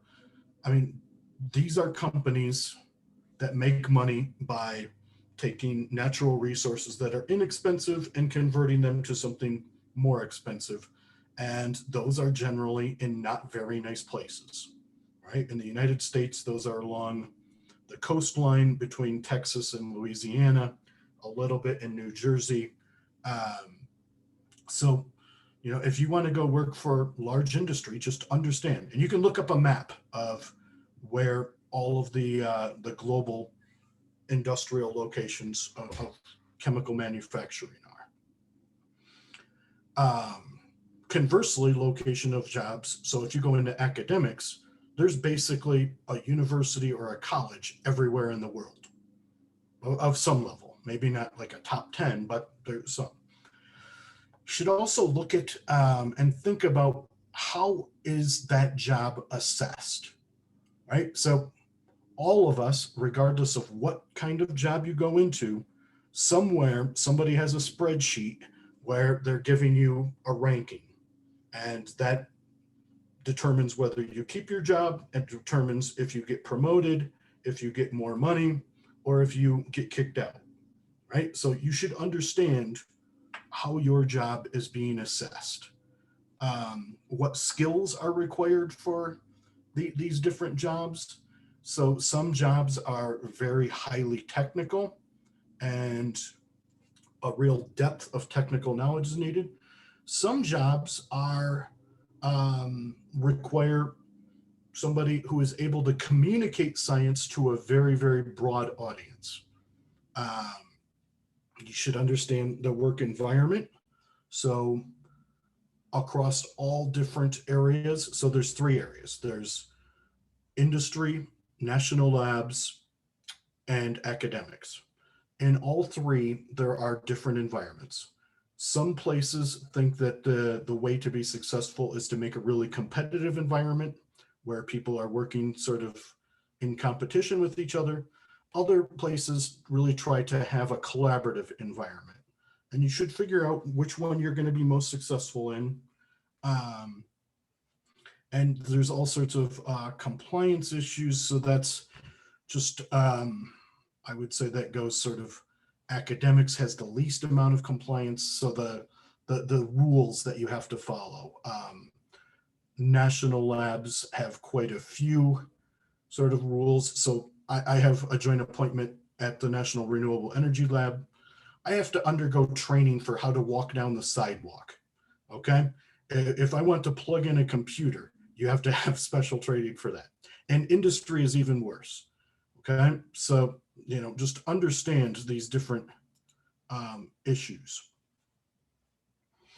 Again, there is a really strong push at present for diversity in the scientific workforce. You know, please realize this opportunity and try to take advantage of it.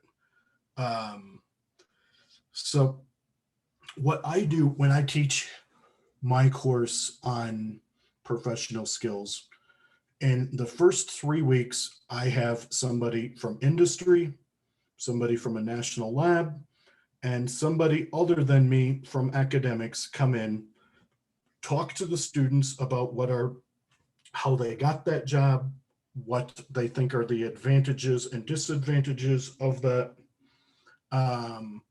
and how they are assessed, what skills they think are most important. Okay, so obviously I can't do that here, but I will summarize what they say more or less every year. Okay. So this is Federico's slide, but you know, just to recapture some of this, you guys know academia the best because that's where you've been. We have a lot of peer review. Generally, there's sort of a proportionality of the more resources you're given. So in terms of a better university with better students, with better equipment, they have higher expectations for what you're going to do. And then as you go down, that changes. Yeah, as was mentioned, usually those jobs are 40, 40, and 20 in terms of your percent of research, teaching, and service. And I'm going to show you how that's assessed in a few minutes here. Generally speaking, you have to be a little bit careful with this because it's different in different countries. If you look in the US, we usually have an 8 or a 9 month contract, and then we can pay ourselves from grants and stuff like that over the summer. So when you're comparing salaries, make sure that you're really comparing a 12-month salary with a 12-month salary. But you have in academics, you have, of course, your academic freedom, so you can investigate whatever you want to investigate. I mean, there are boundaries here because, I mean, you need money to do whatever investigation you're going to do, and the government dictates what they're going to give money for and whatnot. But tenure has tremendous financial value, right? So after 5 years, you can go, some places 6, you can go and get tenure. Once you have tenure, it's almost impossible for a university to fire you. And that is really, really important when there's like a recession. Okay, so in like 2008, I think it was, there was a global recession. Dow Chemical in one day laid off 20% of the people working there. I had tenure. I wasn't worried, but a lot of my friends lost their jobs and they didn't know what they were going to do or where they were going to go. I mean, that's scary. Okay. Also, what is not up here is very often academic positions will come with a sabbatical where you can go and learn some new area of science for 1 semester or 1 year or something like that. Okay, government labs. This is a managed environment. You know, your objectives come from program managers, but there's also, I mean, funding dictates these things. You do, the reason why we have national labs is generally they support equipment and infrastructure that no university or industry could support. So they have things like synchrotrons and other things like that. The research is generally sort of applied. They don't have a teaching mission in a government lab. And I have a little bit more about the government labs on the next slide. Industrial positions, that's a very applied pathway. I mean, obviously you're trying to make something that you can monetize, that you can get money from. There's industrial secrecy, so you might not even be able to tell people about what it is that you've been working on, which makes it really, really difficult if you decide you want to leave industry. Some people have done it and been successful, but it's really hard to get another job when you can't tell somebody what you've been doing for the last 5 or 10 years.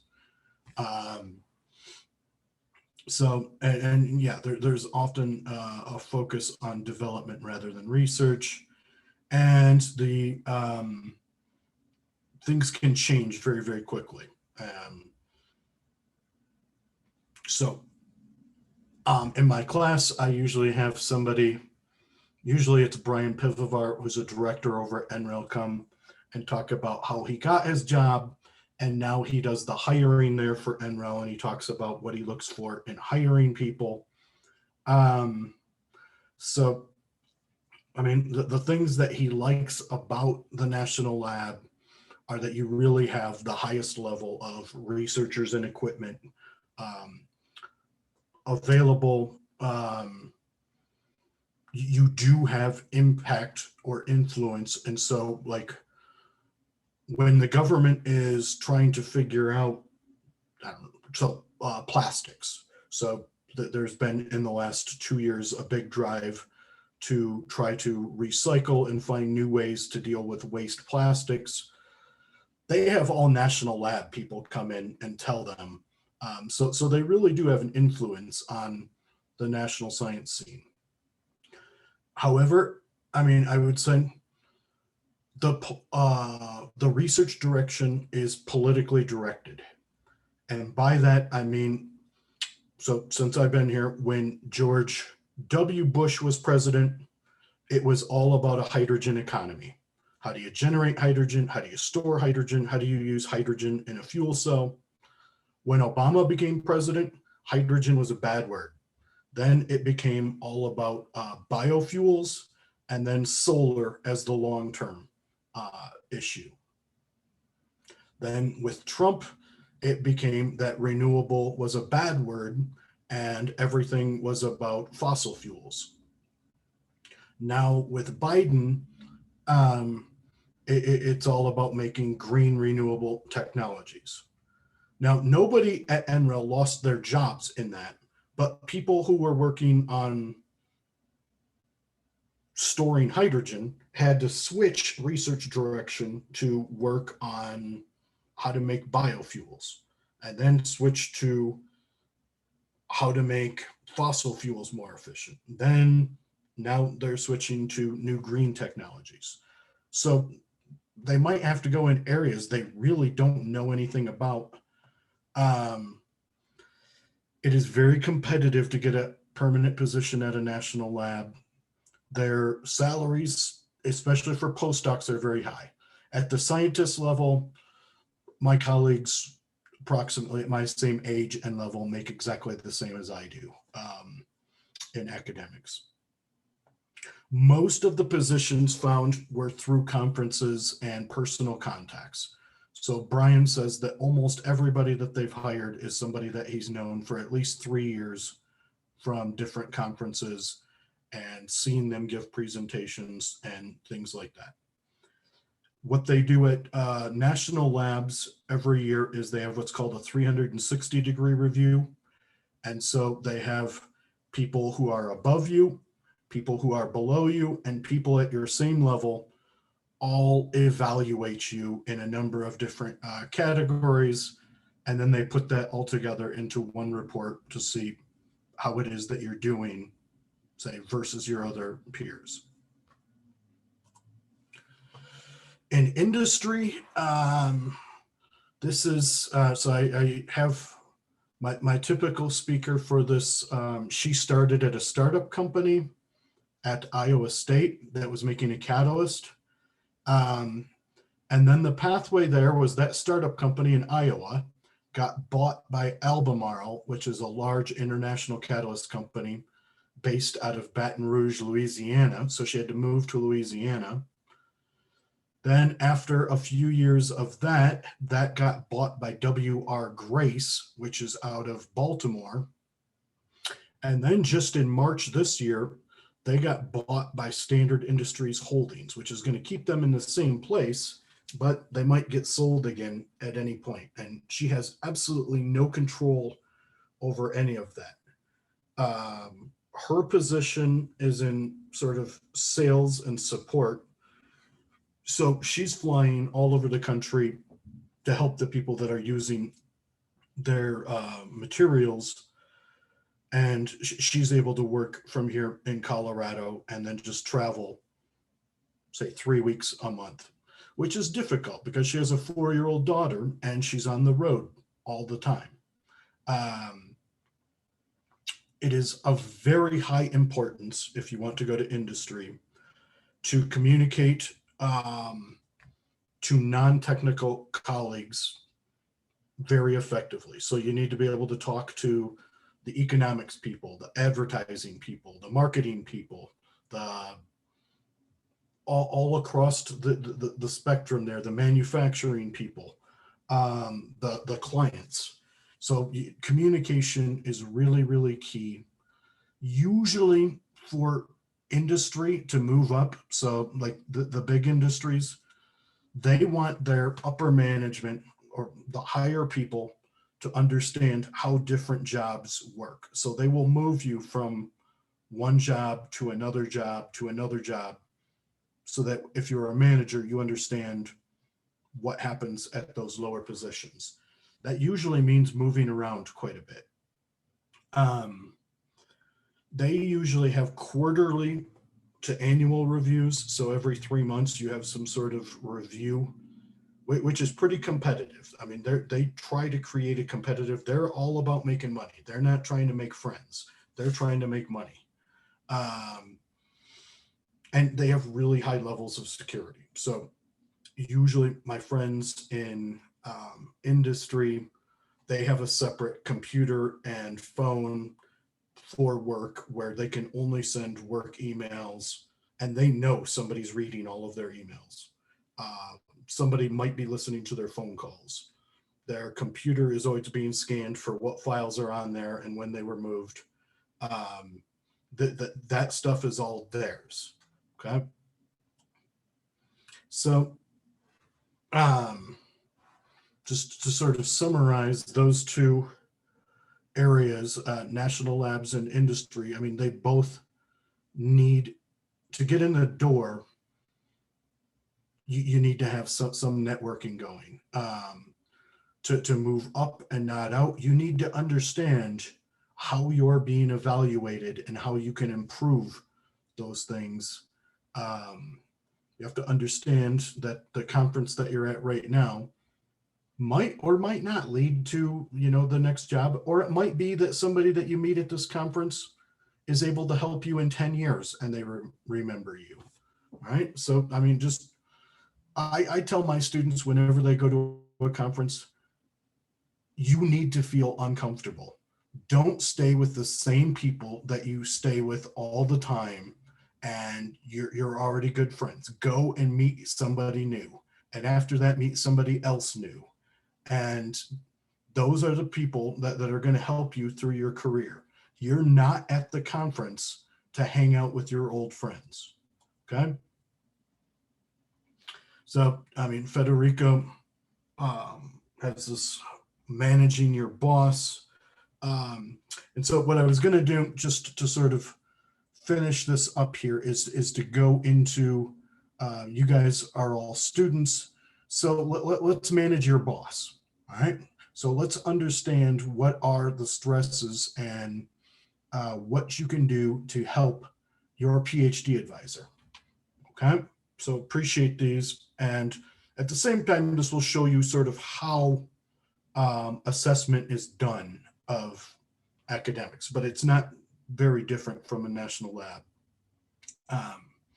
So, I mean, first, there's multiple levels of universities. There's upper tier research universities, lower tier. There's also in the US, I don't know about Canada or Mexico, but there's what we call liberal arts colleges. So those are, they don't really do research there. If they do, it's just some sort of undergraduate work. And then we have 2-year colleges, which are community colleges. And they hire a lot of people with PhDs to teach there. Okay. So to get hired into a university, and in the US, these searches are always very tightly handled by human resources to make sure that it's fair. Okay, so that nobody's going to get a job because their father or their brother or something works at the university. These are very, very fair processes that are managed by human resources. So you need a curriculum vitae, a CV, and a cover letter that responds to the job posted and some additional like good fit. So in this era where you can electronically apply for any job, you find 50% of the applications are just somebody who sent their stuff in. They didn't read the job description very well. They didn't think about how they fit with the job. They just wanted to submit their resume or submit their materials and hope that somehow they get chosen. Right? Don't be one of those people. Make sure that people can understand that you have thought about this job and how you would fit there. Now, I will say there have been studies on this, and there is a definite bias between men and women here. Men generally think that they can squeeze themselves into any job, and women only apply for jobs that 100% describe them. Ideal is probably somewhere in between. We need to get more women applying for jobs that maybe stretch them a little bit and fewer men applying for every job that's out there. You will need letters of recommendation from people that are both outstanding and from people that would be recognized externally. This becomes difficult because the people who are internationally recognized are also the busiest people. And you need somebody who can write a really good, sincere letter that helps you get a job. So you need to develop those relationships, help them with that letter. So the interview, usually after you submit everything, a search committee will go through and find maybe a top 10 or a top 20, and then they'll do phone interviews, and then they'll do a 2-day on-site visit with 2 seminars. You should study up on who is on the search committee, what the usual teaching is, what the usual like startup, like how much money will they give you for equipment and students and things like that, what lab space is available, and what are the expectations. Okay, so this is from a search that we did, I guess, in 2014. So the first thing that happens is your application comes into the Human Resources Department, and some secretary goes through and says, is the application complete? So we will never even see it if it doesn't have all 4 of these things. So your research plan, your teaching philosophy, your letter of the application, and your CV. So you want to make sure that those components are all clearly labeled in your application. Otherwise, we will never see it. And do you have your doctorate with some proof of that, or will you have one by the time of the appointment? Okay, so this is the real spreadsheet. I guess we are recording this. It'll be okay. Probably not supposed to share this, but I don't care. So I think this is going to be really interesting for you. So every member, every application is given a score of 1 to 10 in these 6 categories. So the first one is your evidence of professional experience. So this is basically your CV. How good are your publications? How good are your presentations? You know, how are your grades? Things like that. Okay. The next is your potential. Okay, so potential means, you know, that you might be able to make significant research accomplishments, develop your own nationally recognized research group. And so you will submit some, say, ideas and plans about how to do that. Third one is your potential for teaching excellence, right? So you have to write a teaching statement. How good are you going to be as a teacher? Fourth one is your potential for funding. So in the areas that you're proposing to work, are those areas where there is funding? Have you thought about where you would get funding for your group? The fifth one is your fit with departmental directions. So are there people in the department that you can collaborate with in the local area? And the sixth one is evidence of strong written communication skills.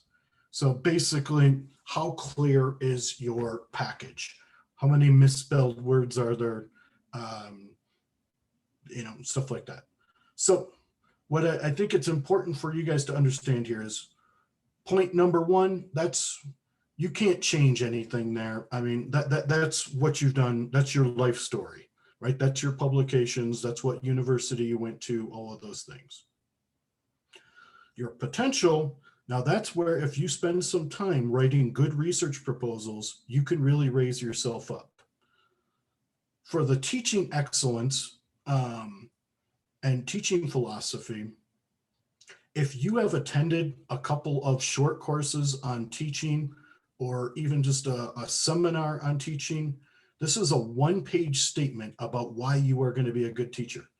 That's worth the same amount of points as number one here, everything that you've done in your entire life, right? It's also 10 points. Your fit with the department. Again, this is how much homework have you done to look at the department and how you would fit with them and how you could successfully collaborate with them. Again, this is worth the same amount of points as everything that you've done in your entire life. Okay. And number 6 is how well written is your package?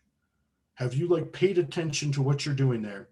That is worth just as much as point number 1, which is everything you've done in your entire life. All right. So just, you need to do well in point number 1, which is publications, presentations, going to good universities, doing a good job. But there's all of these other things that also count and will separate the top candidates from other people who thought that they were good and they just didn't work as hard on the application. Okay, so now we go to however many.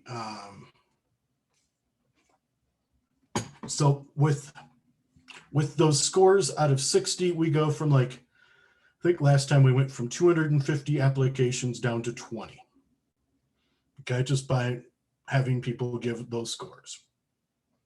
Now we give a 10 to 15 minute phone interview. Nowadays we do Zoom.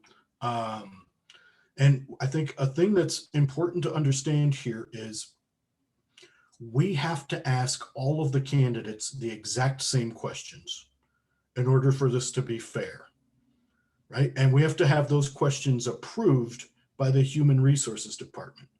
So here are the questions. So when you're answering these questions, you need to not just think about what it is that you're replying, but how are you going to make yourself different from anybody else who's being asked the exact same question? Okay. So what type of department are you looking for? Big, small, interdisciplinary, very focused. What do you know about the Colorado School of Mines? This will just show us, you know, how serious you are about the job. How much did you really look at the university and the area? Do you think there could be possible collaborations that could be formed at mines or the surrounding institutions? And here, I'm not sure if Federico would agree, but for us, if we are hiring somebody in the Department of Chemistry, we first want somebody who is going to collaborate with other people in chemistry. It's great if they want to collaborate with somebody in physics or metallurgy or some other department, but we want somebody who is going to be working with chemistry. Okay. If you want to work with NREL or NIST or something else, that's great. But first and foremost, we want you to help our department. This is our money being used to hire somebody as our colleague. Can you estimate your lab space requirements? So, you know, how many people do you foresee working in your group? How much space do they need? Do they need anything special? Do you need 10 fume hoods or 4? And can you estimate your startup money? So this is usually divided between personnel. So like how many students do you need? And then what equipment do you need to buy? I don't know, an infrared spectrometer or something. What undergraduate and graduate classes do you have an interest in teaching? So here you should have something maybe from the core. So maybe in my case, inorganic chemistry, and then something new that you're bringing. So I teach a class in nanoscale materials. And the last question for almost every interview is the same. Do you have any questions about the position or the Colorado School of Mines for the search committee? And the answer can absolutely positively not be no, I'm good. You have to have some intelligent, well thought out question for the search committee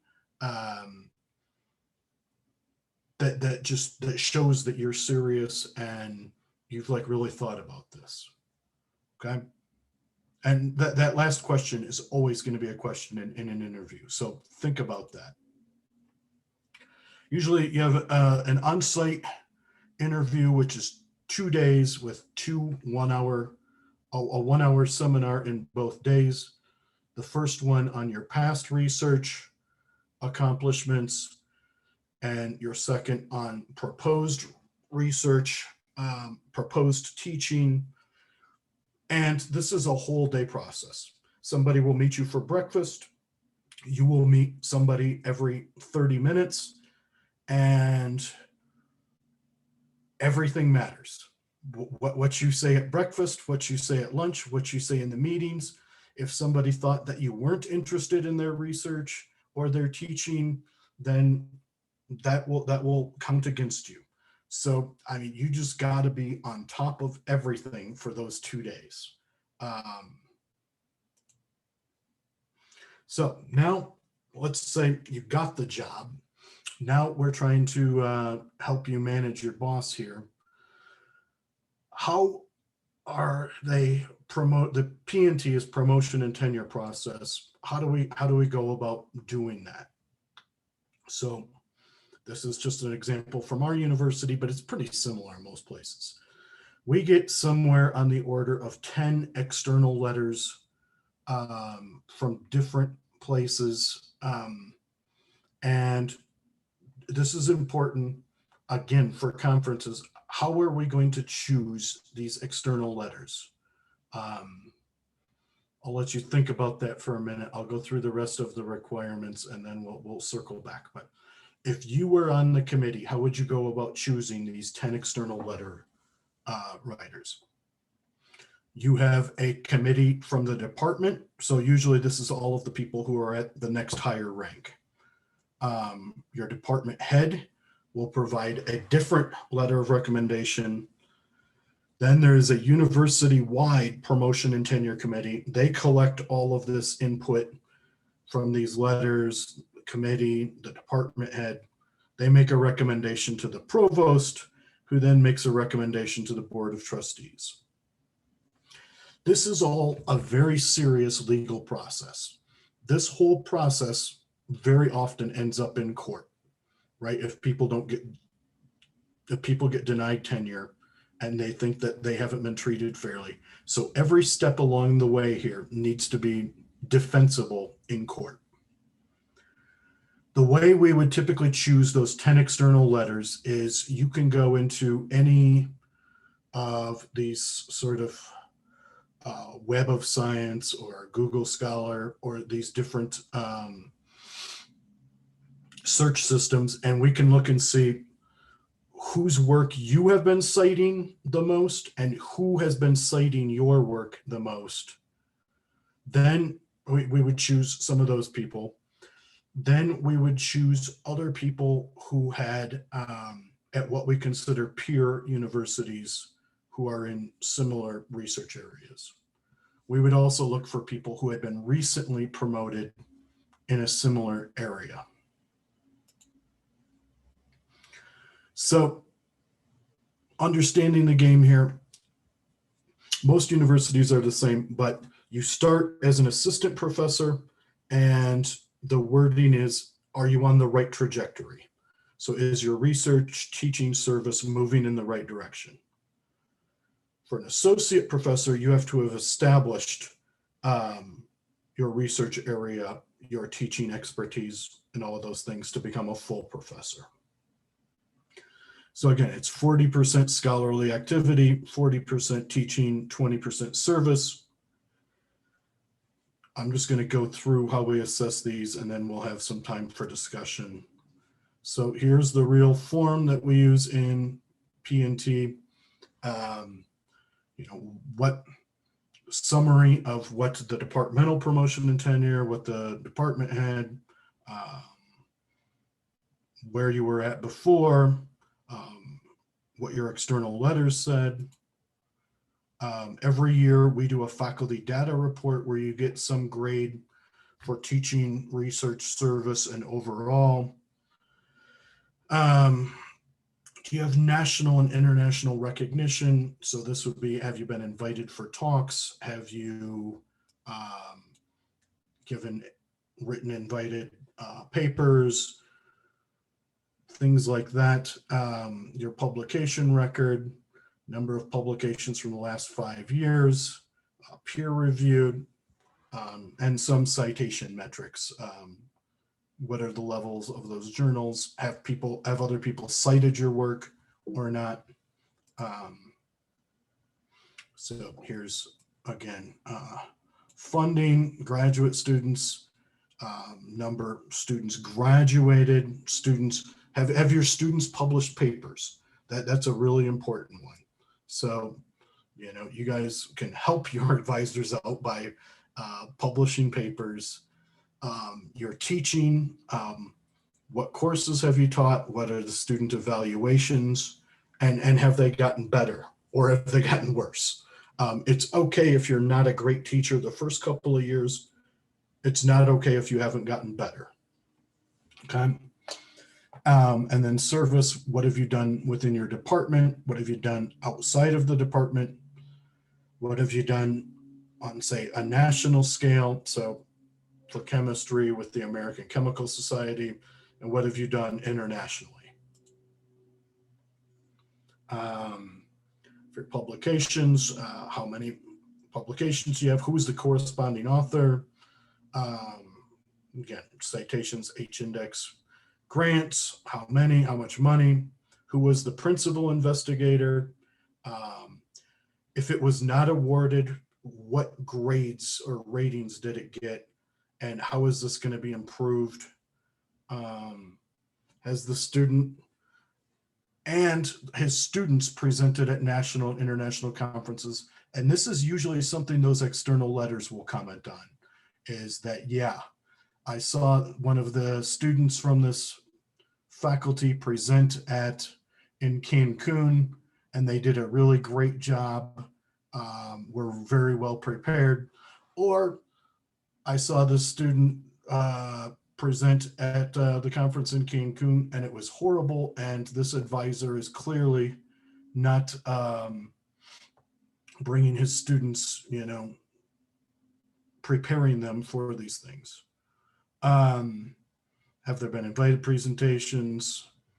Is there an international reputation established? Participation in conferences? For the teaching, are the evaluations, have they improved over time?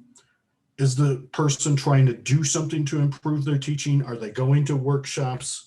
Are they working on this somehow? Are they having somebody come in and watch them teach and provide help? How many students are being taught? That's a big deal. Have they created new courses that are central to improving campus? And have they done a good job as a graduate student mentor?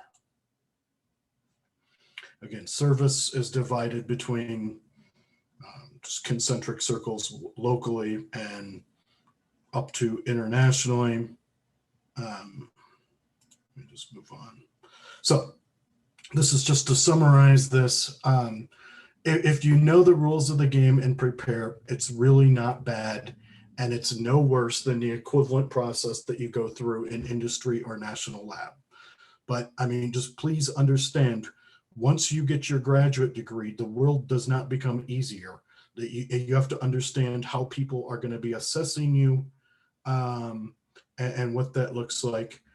And from this day forward, just keep your CV updated every time you do something that counts. And know your strengths and your weaknesses and address them head on.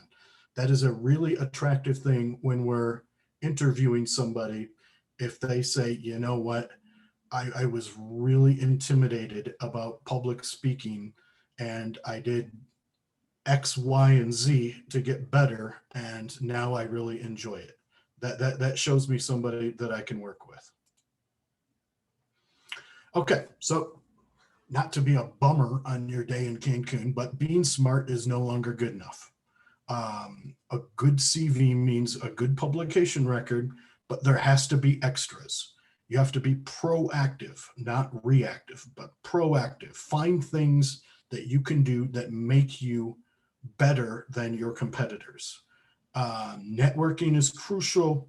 Find extra things. Volunteer with conferences. Volunteer to help teach. Help with proposals. Help review. There's a lot of resources out there that are free. So like Nature Jobs has really good blogs, things like that. The American Chemical Society has like a whole section that is there to help people get jobs. And a lot of people just don't use it. Use the resources that are out there and you will be successful. And remember, there's a whole world of things out there. I think Federico touched on some of this, but you know, just keep yourself prepared for any number of careers, open to all possibilities. Forward thinkers are thinking globally. Federico mentioned the importance of having like a good spouse. To the extent that it's up to you, I highly recommend teachers or nurses or somebody in the medical profession or people that can work basically anywhere, right? I mean, that makes a really good spouse for a scientist, is somebody who can live anywhere. There's all sorts of alternative careers. Instruments and literature have lots of salespeople, lots of technicians, program managers, consultants, politics. Most politicians have some scientific advisors. Education policy, outreach is a big thing right now. Here's some suggested readings that I have for you to just sort of broaden your perspective. I really like Carl Sagan a lot. Zen and the Art of Motorcycle Maintenance has nothing to do with motorcycles really, but that's a great book to read. Molecules That Change the World is great. Keen, The Disappearing Spoon is a great book. And so here's the three things that I think Federico and I would both agree. To read this Harvard Business Review. So this is the thing about the EQ business, what makes a leader. I think you're all capable of finding the free PDF of this available online. It's like 10 pages. It's an easy thing to read, but it's really powerful. All of Federico's book, if you can find it, it's limited in availability last time I looked. And Viktor Frankl's book, A Man's Search for Meaning, it works for women as well. But that's just a really powerful book to help you synthesize in your mind what you want to do for a career and why and how. Just a few more resources. And that's where I'm going to wrap things up. Is Phil Jackson is a famous American basketball coach. And he said, never let your successes go to your head and never let your failures go to your heart. And one from me is to watch out for life's brown M&Ms. All right, with that, I will be happy to take any questions. Go to regular mode here. So you can type something in the chat or just unmute yourself and go ahead and ask us. Looks like Federico's here. I can't really tell, but we're both open to answer anything. Yeah, I'm here. Thank you so much, Dr. Richard. One student have one question.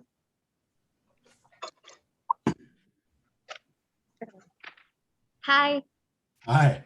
my name is Nuri, and I want to take you to because there was like a lot of information. I have literally like 4 books full of a lot of thoughts and ideas, and I am really, really motivated. I want you to thank you of you because it was very good, the both of the letters. I have a few questions, and if you two can answer like with your ideas, it will be like very, very good for me and for everyone in this speech.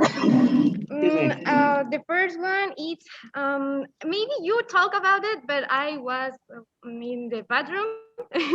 I was recording, but if you can like say only a few things of these next questions, it will be very, very good for me.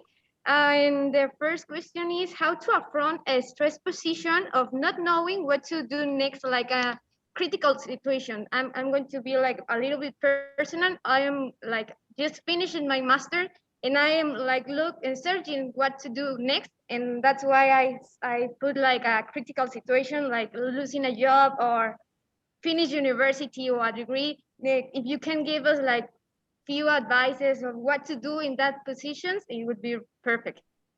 I guess I'll go and then I'll let Federico. I mean, I would say, you have life circumstances which, are different for everybody. So some people are able to travel, some people have a husband or, some other reason why they can't. But I would say when you're young and you have freedom, take advantage of that because that won't always be there. As you get older in life, you become more and more grounded in a certain area. But just look at the opportunities that are out there and see what excites you. What really gets your blood moving, as an opportunity, and what makes you a little bit scared or uncomfortable, but still excited. Yeah, I don't have much to add. I tend to agree with Ryan. Yes, that was a very good advice. Like doing what makes you uncomfortable. That it's perfect. The next question that I have, sorry, I am a little like No, this very is great. This is question great. everything, but the next question, it's like if you can give us 3 like top advices for searching these job opportunities, or only like the 3 top of these advices if you can give us. I guess I would say what I led off with was every time in your life will have different sort of stresses and opportunities. Right now, I mean, I don't know if you're interested in the United States or some other place, but right now with Biden in charge, there is a tremendous push to get more people from a diversity of backgrounds into science. And it probably won't always be that way. And it certainly wasn't that way with Trump. So, you will have different windows with different opportunities at just different times in your life, and just take advantage of them.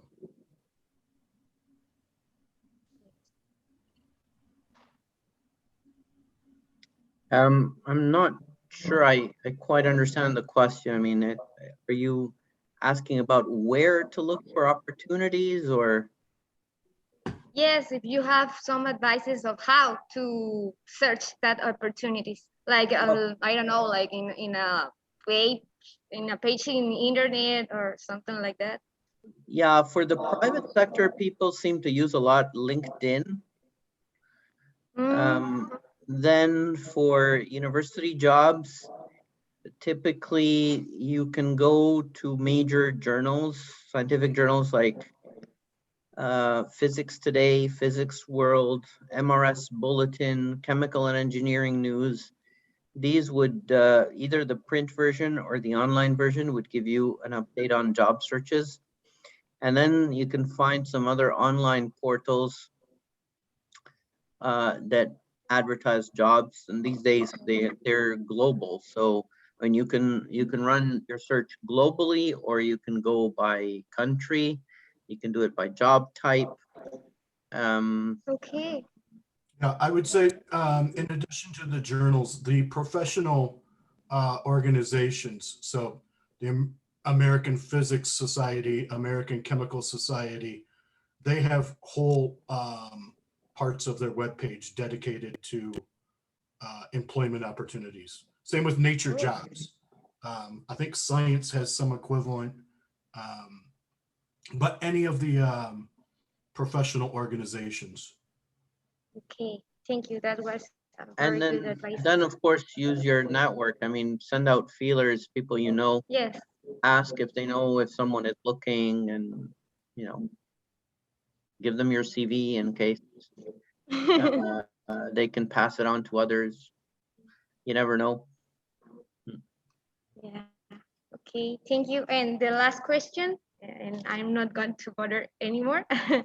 You talk about like positions in the government and in industrial, but what about some positions in organizations like the World Health Society or the UNESCO, like United Nations Educational, Scientific, and Cultural Organizations? What you can tell us about that type of works or positions? Well, I guess we know less about those jobs. My impression is that those organizations are highly bureaucratic.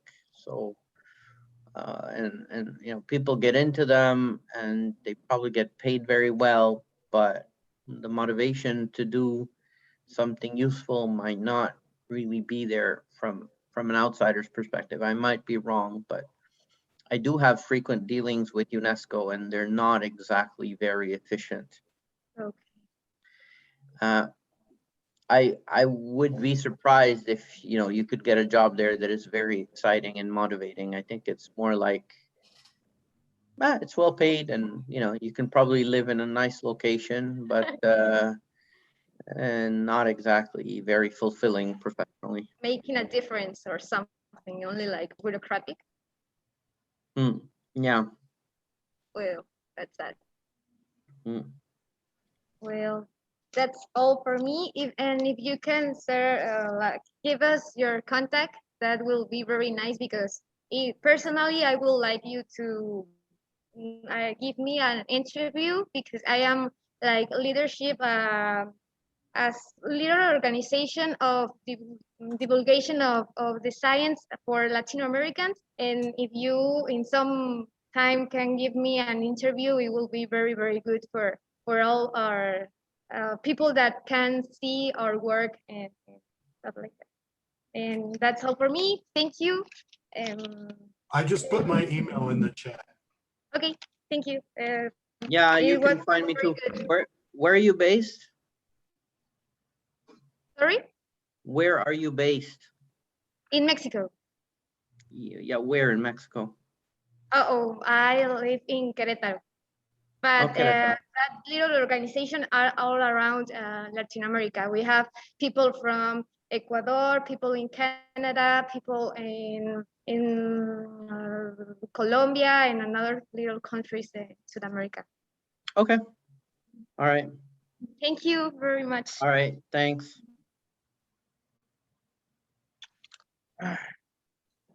Question? No? 1 minute, Professor Federico and Reagan.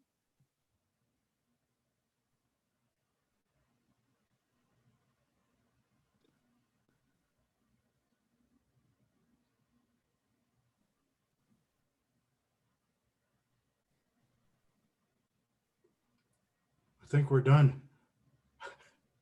Looks like it. He said 1 minute. Maybe they're. Oh, okay. Are you Yeah. going to Pacifichem? That is the $1 million question. I was looking into travel options just last night. My best answer right now is I don't know. Thankfully, we don't have to decide right now, I guess.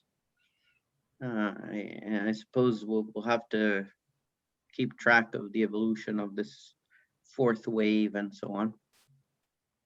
So I don't know. Are you going? That's the plan. Oh, they're giving us a certificate. That's nice. Thanks. Very nice. So, well, in that case, Ryan, I hope to see you at Pacifichem and hopefully next year at Cancun and hopefully in person next time. Yeah, hopefully. Hope to see everybody sometime soon. All right. Thanks, everybody. Take care.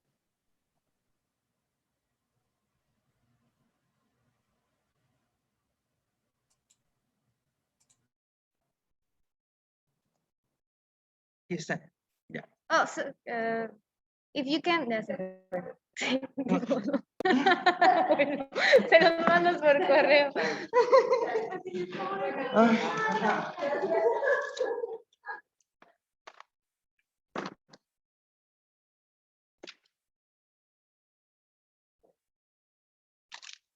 Muchas gracias, compañeros. ¿Ya no tenemos que firmar? No, ya me firmaron. Sí, ¿no? ¿Es en la última o solo? No, pues me firmaron a las dos, ¿no? Bueno, Pero de aquí en tampoco la sitio. parte que- En esta tampoco. Es que esta es una extra, que no debería de. En sí nomás va sus dos firmas. Van las dos, ¿verdad?